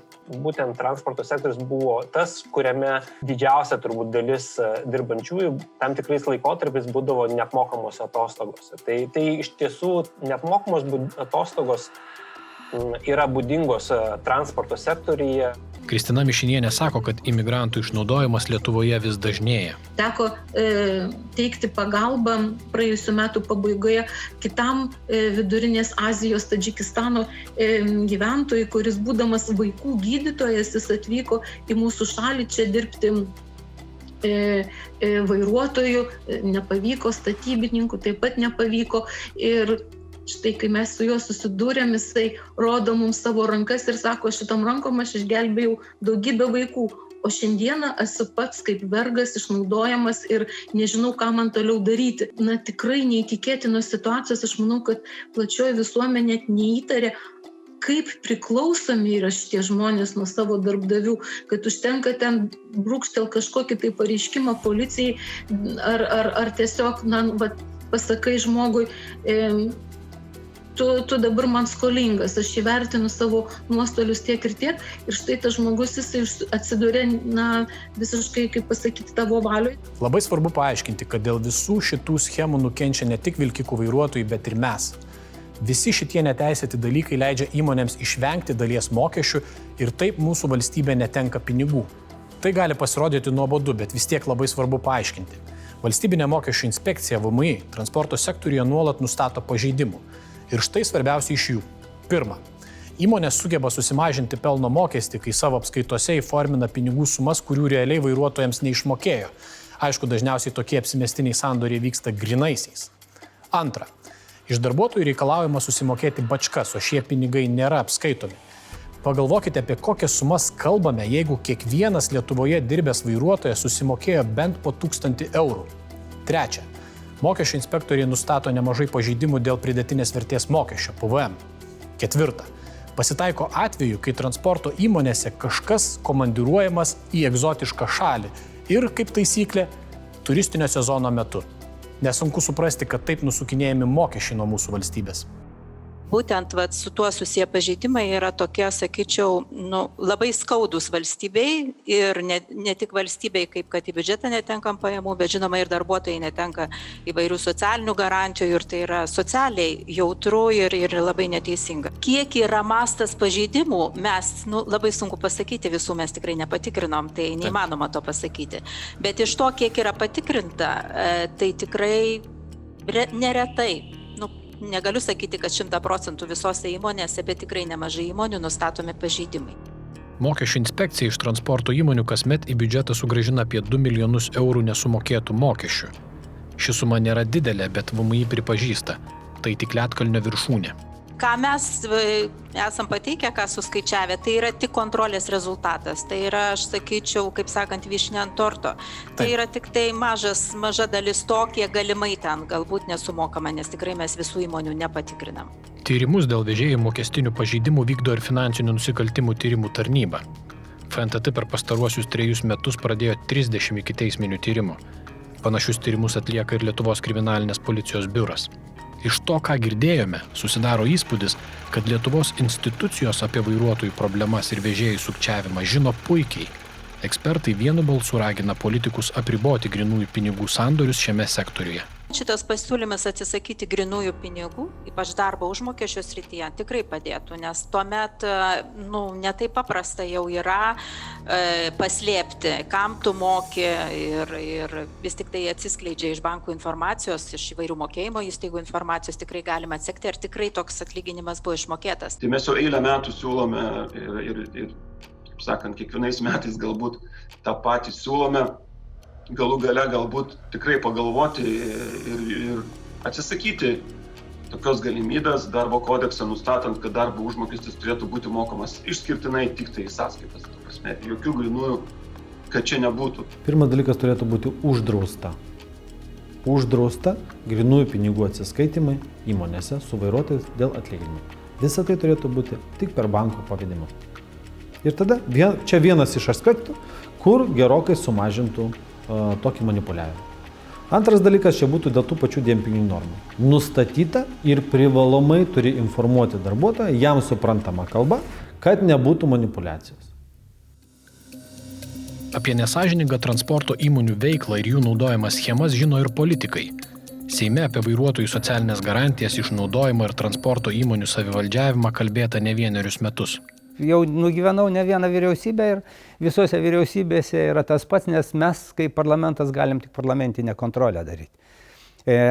Pasikvies, padiskutuoti. Va čia pernai buvo daug diskusijų dėl mobilumo paketo.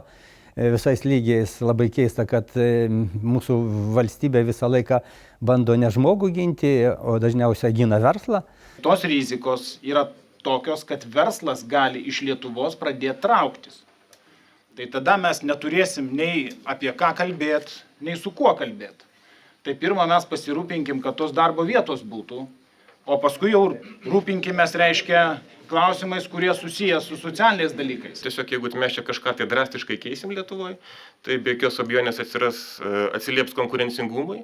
Na, o pasiekmes tai yra arba verslo uždarimas, ypač mažų įmonių, arba didelės įmonės, jos jau planuoja tokius dalykus ir žiūri, kaip čia tuos verslus perkelti. Galiu pasakyti, kad lobistai dirbantis vyriausybei, nes būtent vyriausybė priima sprendimus, turi turbūt labai stiprią galią, turbūt duris kojom atidarinėja ir nežinau, prie visų vyriausybių buvo tas pats. Nors sakau, kad visi žino apie tai ir jūs tą tvirtinat ir su visom institucijom, kurie kalba, kad tai nenormalu, taip neturi būti.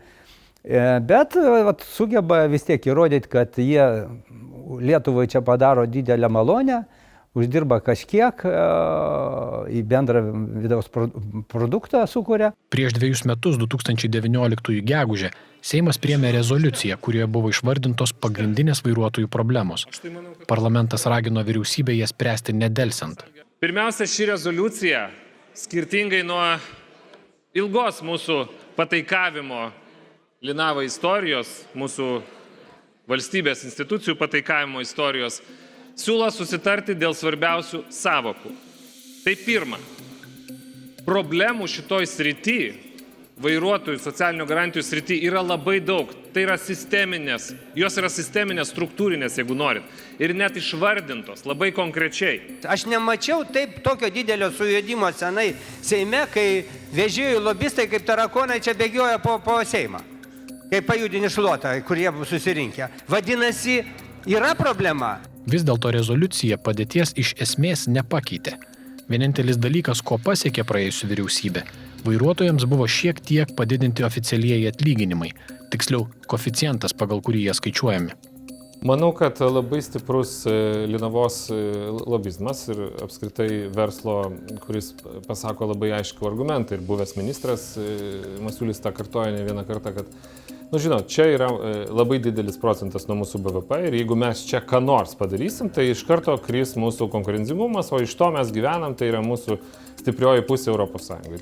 Apie tolimųjų reisų vairuotojų problemas jau pirmaisiais darbo mėnesiais prabilo ir naujasis Seimas. Vasario pabaigoje įvyko Seimo socialinių reikalų ir darbo komiteto posėdis. Politikai išklausė abi pusės – ir transporto įmonėms atstovaujančias Linavos, ir vairuotojų teises ginančių profsąjungų. Tačiau šis susitikimas labiau įsiminė ne dėl pasiūlymų ar priimtų sprendimų, bet dėl priešiškos atmosferos. Ar tikrai tai yra teisinga? Klausimas yra. Per mažai? Dar per mažai yra. Darbuotojai gauna 650 eurų atlyginimas, tai yra toks milžiniškas atlyginimas? Iš tikrųjų? Gerbiamas pirmininkė, Erlandas Mikėnas neatstovauja darbdavių konfederacijai. Nereikia jam suteikti žodžio. Povilas Dryžas, Aljansų atstovas, yra darbdavys. Aš kviečiau pasisakyti darbdavių atstovų. Jeigu jūs tarpusavėje nesate susitarę, tai kaip... Ne, jis nėra juo pirmininkė. Tu supraskit gerai, jis pats paėmė ir pasiskelbė, kaip Pugačiovas Emilianas caru. Taip Erlandas pasiskelbė konfederacijos atstovų. Gerbiamas Zenonai Buivydai. Aš ką tik kalbėjau su Arlandu. Aš prašau, gerbiamas Zenonai Buivydai, prašau nekelti triukšmo. Esate viešame komiteto posėdyje ir prašau laikytis bendros tvarkos ir kultūros.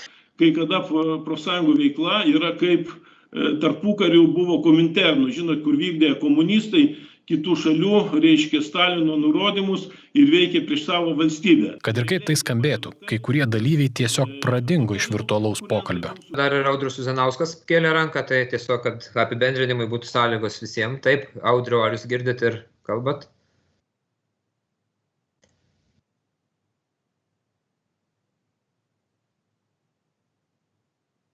Tai ar Audriau, jūs jau kėlėte ranką, tai jeigu dar jums paskutiniai finaliniai tiesiog irgi galimybė. Ar nėra, gerbiamo Audriaus? Tai jeigu nėra, tai iš tikrųjų aš jau norėčiau... Kaip? Nes čia buvo tikrai problemų techninių. Mane irgi išmetinėjo nuolat, tai nežinau. Net ir finansų viceministrė Rūta Bilkštytė buvo nutildyta, kai kritiškai pasisakė apie Linavos pareiškimus. Ir tada galėsim pateikti, kiek PVM sumokėjo, ir tada galėsim pateikti Seimo komitetui, koks... O matau, kad vėl mikrofonas automatiškai, čia turbūt jau programa pati užprogramuota. Tai nežinau, ar jūs jau, jeigu jau baigėte viceministrė? Vėliau komiteto pirmininkas Mindaugas Lingė savo Facebook'e rašė, kad posėdyje įvyko smulkus chuliganizmas. Kažkas iš dalyvių ėmė savavališkai šalinti kitus dalyvius. Visi nutildytieji buvo Linavos oponentai. Jūs išstūmėt lietuvius iš šitos rinkos, mokėdami mažus atlyginimus. Prisipažinkit, išstūmėt. Turbūt ne tik svarbu, bet ir įdomu išgirsti, ką apie visą tai sako patys vežėjai. Visgi pasikalbėti su jais buvo ne taip paprasta. Mes kreipėmės į visas šiame tyrime paminėtas įmonės. Kai kurios atsiuntė savo pozicijas raštu, jų nuomonės girdėjote ten, kur jos ir tiko, konkrečiose istorijose. Kiti į mūsų klausimus visiškai nesureagavo. Kai uždavėme klausimus įmoniai Vlantana, šios bendrovės teisininkė skambino mūsų kolegai iš Laisvės TV. Pokalbyje jį užsiminė apie galimą Vlantanos bendradarbiavimą su mūsų televizija, mainais į tai, kad tyrimo medžiagos neviešinsime. Paprašėme pakomentuoti, kaip tokie pasiūlymai dera su įmonės skaidrumo standartais. O ši įmonė, be kita ko, turi ir savo etikos kodeksą, o tame etikos kodekse parašyta, kaip jie bendrauja su žiniasklaida. Vlantanos direktorius Tomas Stonys atsakė, kad apie tokį pokalbį nieko nežino. Jis atsakė, kad įmonė neturi ko slėpti ir įstatymų laikosi. Dalis bendrovių pasiūlė kreiptis į vežėjams atstovaujančią Linavą. Būtent Linavos atstovus galima pamatyti bene kiekviename Seimo posėdyje, kur aptarinėjami transporto klausimai. Juos matėte ir tame komiškame Seimo posėdyje, kur Linavos oponentai buvo nutildyti. Linavos atstovai jau seniai varsto vyriausybės duris, bet tik dabar oficialiai užsiregistravo kaip šios srities lobistai. Bet ir su Linava pasikalbėti nebuvo taip paprasta. Dėl interviu tarėmės kelias savaitės. Linavos atstovė savo elektroniniuose laiškuose mums rašė, kad norėtų iš anksto suderinti klausimus. Ji rašė, kad per gyvą interviu jie, cituoju, pasilieka teisę savo nuožiūrą neatsakyti į paslėptus klausimus. Taip pat mūsų buvo prašoma, kad šį tyrimą, kurį dabar jūs žiūrite, sumontuotume taip, kad Linavos atsakymą girdėtume visą, neiškarpytą. Kadangi mūsų pokalbis su Linavos generaliniu sekretoriumi Zenonu Buivydu truko ilgiau nei valandą, toks reikalavimas, tiesą sakant, prasilenkė su realybė. Bet galiausiai ponas Buivydas sutiko atsakyti į visus mūsų pateiktus klausimus. Tiesa, Buivydas savo kabinete taip pat pasistatė kamerą ir filmavo mus. Kol mūsų operatorius Rokas ruošė įrangą, Linavos atstovai atnešė iš anksto paruoštas 2 knygas kabinetas 339 ir paprašė mūsų autografų. Vietoje interviu. Noriu autografų. Dar kartą labą dieną su jumis, jau sveikinamės, bet dar kartą noriu pasveikinti ir džiugu, kai jūs mūsų aplankėt ir turit klausimų, mes bandysim juos, aš bandysiu juos atsakyti, kiek žinau. Pirmasis klausimas, į kurį pabandė atsakyti ponas Buivydas, susijęs su vairuotojų atlyginimais.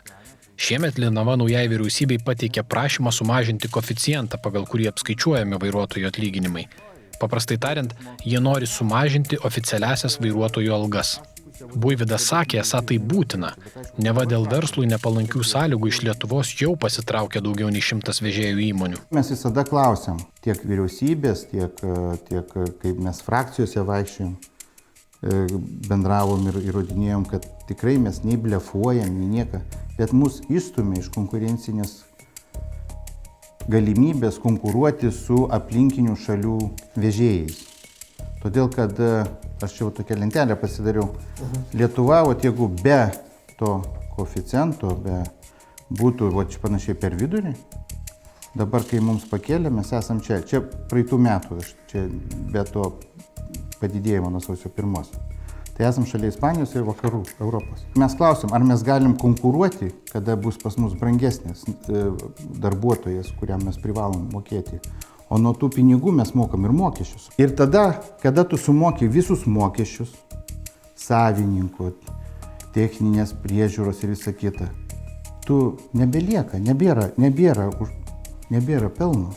Buivydas aiškina, kad dėl neapmokestinamų dienpinigių kalti ne vežėjai. Žiūrėkit, kai jūs dabar taip sakot, jūs suprantat, kad mes privalom mokėti dienpinigius. Mes negalim jų nemokėti. Mes privalom mokėti ir mokestis yra ir mokama pagal kiekvieną šalį atskirai. Ir dar anksčiau jis buvo dar didesnis. Mums pavyko sudėrėti su vyriausybė, su socminu, kad mes galėtumėm tik 50% mokėti. Nuo tos priimto įstatymo, suprantat, buvo 100%, buvo dar daugiau. Lietuvos bankas atliko analizę ir nustatė, vežėjų pelningumas yra pakankamas, kad jie mokėtų didesnį atlyginimą savo vairuotojams. Analitikai teigia, kad sektorius pastaraisiais metais itin sparčiai plėtėsi, nes vairuotojams moka mažus atlyginimus ir uždirba didelius pelnus. Man tai buvo keista, kad mes kaip tik atlikom tada labai išsamų darbą, darėm tyrimus, užsakėm institutą, kad padarytų tyrimus ir įrodėm, ir eidami į frakcijas rodėm tos skaičius kartu su kas atliko tyrimus daktarė. Tai niekam tai buvo neįdomu, nes jie paėmė ir sako, tai bankas sako, kad galite jūs mokėti, jums čia bankas sako. Mes paėmėm ir žiūrim, parašyta, bankas neatsako už šitos duomenys. Girtekos, Hoptranzos, Hegelmano, Vlantanos ir kitų didžiųjų transporto įmonių finansiniai duomenys rodo, kad jų pelningumas tikrai nemažėja. Aš žinau, kad tokių pelningų įmonių gal yra 5%. Pas juos kitaip pastatyta yra. Man tai yra garbė, kad jie yra mūsų nariai ir kad jie pelningai, mes džiaugiamės už juos, kad jie taip. Bet aš norėjau jūsų paklausti. Timno Turgeliaus pardavėjas ir Maximo grupė. Galime lyginti? Pas mus didžioji dalis yra mažosios įmonės, kurie turi iki 5. Tai yra labai mažos šeimos verslas. Tėvas, sūnus, mama dar buhalterė. Suprantat? Ir nėra tų pelnų. Ir tai, kai pakėlė tą koeficientą, visi sakė, kad mums labai blogai, darykit ką nors. Mes tada bėgom į vyriausybę. Prašėm, kad jie išgirstų mus. Mes tada sakom, gerbėmieji, išeis verslas. Ir aišku, didžiajam verslui išeiti yra lengviau, nes jie turi ir investicijoms galimybę paimti, ir įsiregistruoti kitose šalyse. Tom nedidelėm įmonėm tai yra sudėtinga. Ir jos greičiausiai, kada jau nebebus iš ko mokėti, jos susidarinės. Paklaustas, kaip vertina vairuotojų darbo sąlygas Lietuvos įmonėse, Buivydas atsako. Kai žmogus vidutiniškai į namus parsineša 2000 eurų už mėnesio darbą, nuo 2000 eurų, aš skaitau, kad tai yra normalu.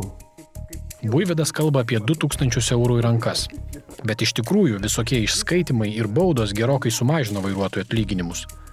Buivydas tvirtina, esą Linavos įmonėse tokia praktika beveik neegzistuoja. Tačiau šiame tyrime jūs girdėjote liudijimus vairuotojų, kurie dirba Girtekoje, Hoptranzoje, Vlantanoje, Baltic Transline, o visos šios įmonės yra Linavos narės. Mano žiniomis, kiek aš žinau, šito mūsų narių tarpe tai beveik neegzistuoja. Aišku, dabar jeigu kažkas klausosi, sakys, ne, tai mel.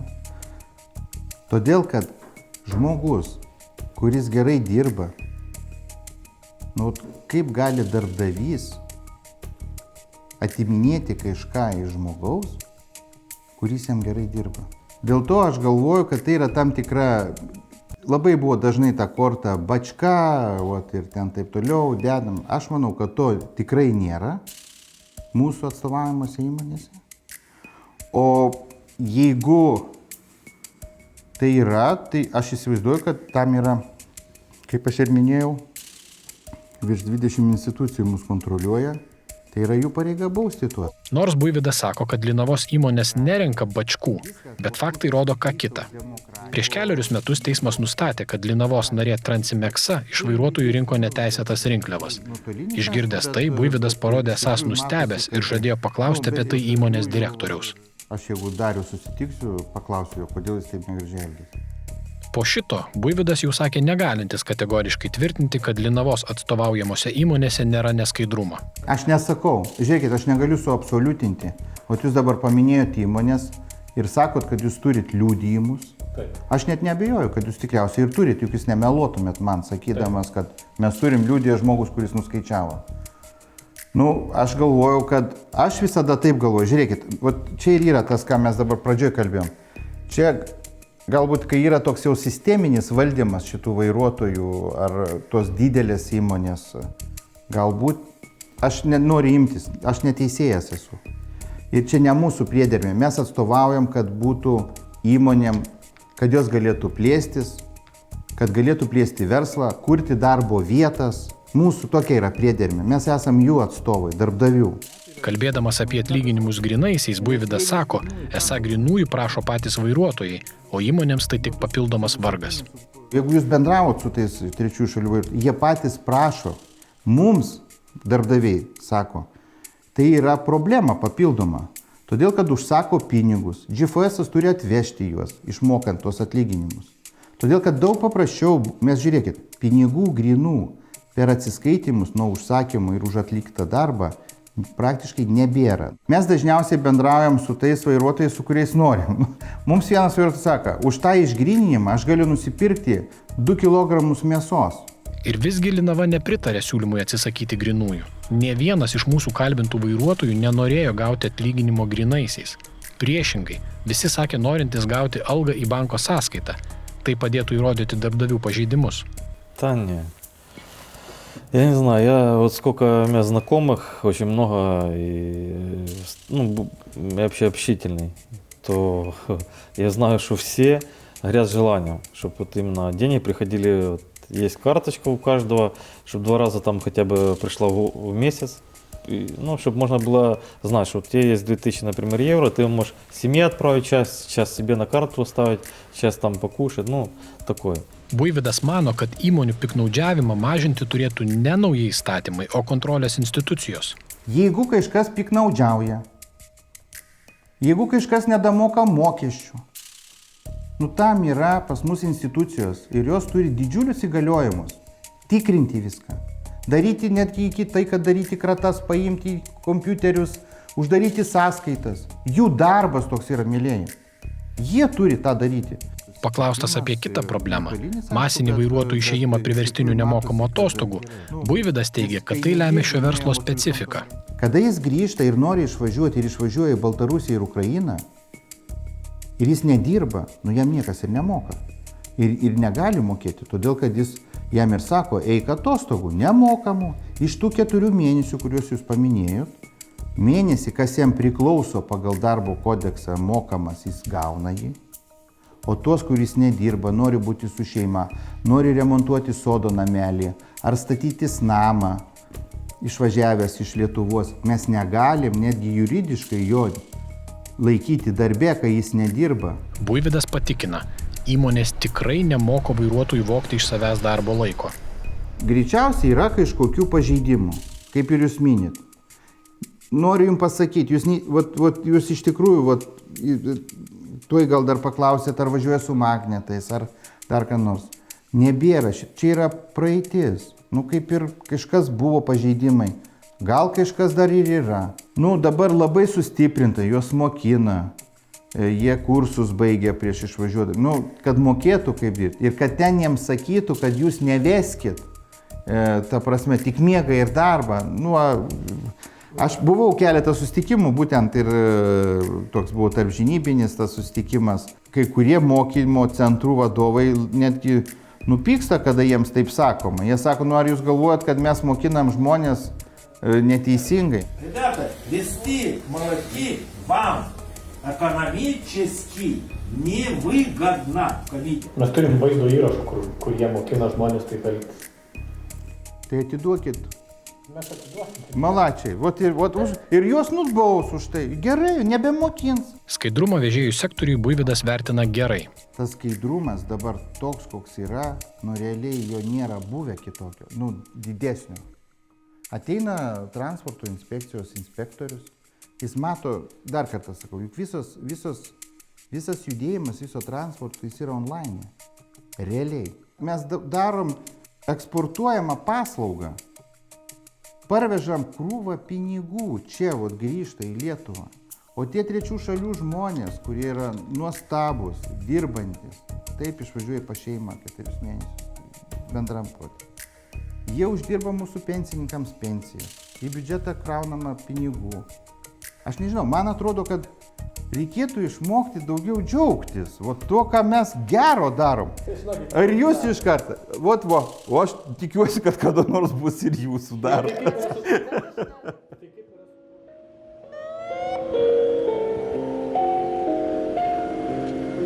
Taip Linava prieš 4 metus pasitiko vyriausybės norus didinti vairuotojų atlyginimus. Krovininių automobilių vilkstinė nedideliu greičiu suko ratus po Vilniaus centrą ir Gedimino prospektą. Vilkikai buvo apkaišyti laidotuvių vainikais ir užrašais apie Lietuvos transporto mirtį. Tuo metu Linava kreipėsi netgi į Seimo nacionalinio saugumo ir gynybos komitetą, nes padidintą vairuotojų atlyginimą traktavo kaip grėsmę nacionaliniam saugumui. Cuzanauskas atkreipė dėmesį, kad skųsdamiesi dėl šiek tiek padidintų vairuotojų atlyginimų, darbdaviai nutyli apie iš valstybės gaunamas lengvatas. Palikite mums visas dotacijas, palikite mums visus mokesčių atidėjimus, palikite mums išmokas, palikite mums Europos komisijos paramą, o svarbiausia, sumažinkit vairuotojams atlyginimą. Per 5 metus tiek transporto sektoriuje atsirado milijonieriai. Arba kitas dalykas, lygiai taip pat pastebėkite, ant kiek leidžia savo transporto sektorius pilnai 100% atnaujinti savo parką. Arba kiek atsirado logistikos centrų. Pasaka. Finansinės ataskaitos rodo, kad nuo 2015 daugumos didžiųjų įmonių pajamos padvigubėjo. Lyderė čia yra bendrovė Girteka Logistics, kurios apyvarta 2019 siekia daugiau nei 945 milijonus eurų. Vežėjų pelnas metai iš metų išlieka stabilus. Panagrinėjome, kiek didžiosios įmonės yra sukaupusios nepaskirstyto pelno. Tai pinigai, kuriuos kaip dividendus gali išsimokėti savininkai. Daugiausiai turi bendrovė Girteka Logistics – 48 milijonus eurų. Tačiau ir kitos įmonės neatsilieka. Jos turi sukaupusios 10 milijonų eurų. Dar vienas vežėjų sėkmę įrodantis rodiklis – šie verslininkai yra tarp pačių turtingiausių Lietuvos žmonių. Antrą vietą tokiame sąraše užima Girtekos savininkas Mindaugas Raila. Jo turtas vertinamas 750 milijonų eurų. Neturi ko liūdėti ir kitų didžiųjų transporto įmonių savininkai. Jie visi patenka į turtingiausių Lietuvos žmonių 500-ką. Visi šie skaičiai kelia abejonių dėl Linavos ir kitų transporto lobistų argumentų, esą lietuviškos transporto įmonės jau tuoj persikels į užsienį, nes Lietuvoje jų verslas žlunga. Užtat mažai kyla abejonių, kad šis pelningas ir Lietuvos ekonomikai itin svarbus sektorius išnaudoja vairuotojus. Apie tai liudija ne tik imigrantai iš trečiųjų šalių, bet ir mūsų valstybės institucijos. Kasmet į Lietuvą atkeliauja vis nauji ir nauji trečiųjų šalių piliečiai. Migracijos departamento vertinimu apie 70% visų atvykstančiųjų tampa būtent vilkikų vairuotojais. Jų reikalas yra užsidirbti. Jie nusivilia, grįžta namo. Tai mes vieną kartą buvom aptarinėję ir kad tai būna ir smurtas artimoje aplinkoje. Nes retam žmogui yra, kad jisai pats savo gali pripažinti, kad štai jį apvogė. Štai jį vėl išdurnino. Taip jisai nežinojo įstatymo, taip jisai negalėjo surinkti dokumentų. Jisai grįžta atgal pas savo šeimą, kurios nemato 2-3 mėnesius arba dar daugiau. Atveža tos pinigus savo šeimai, nebūdamas šalia. Tai, ką jisai atveža ir vėl išvyksta toliau dirbti. Uždirbti dėl to, kad jam reikia išlaikyti savo šeimą. Если после интервью не погонят, думаю, сначала полгода надо отойти от этого, восстановить, а потом, думаю, работать дальше, если не погонят. Дальше хочу работать, да, хочу дальше работать. Хочу поддержать семью, Живя на периферии Российской Федерации, у нас нет работы, где я могу зарабатывать хотя бы половину того, что я даже здесь зарабатываю, то есть со всеми вычетами и всем остальным. Да.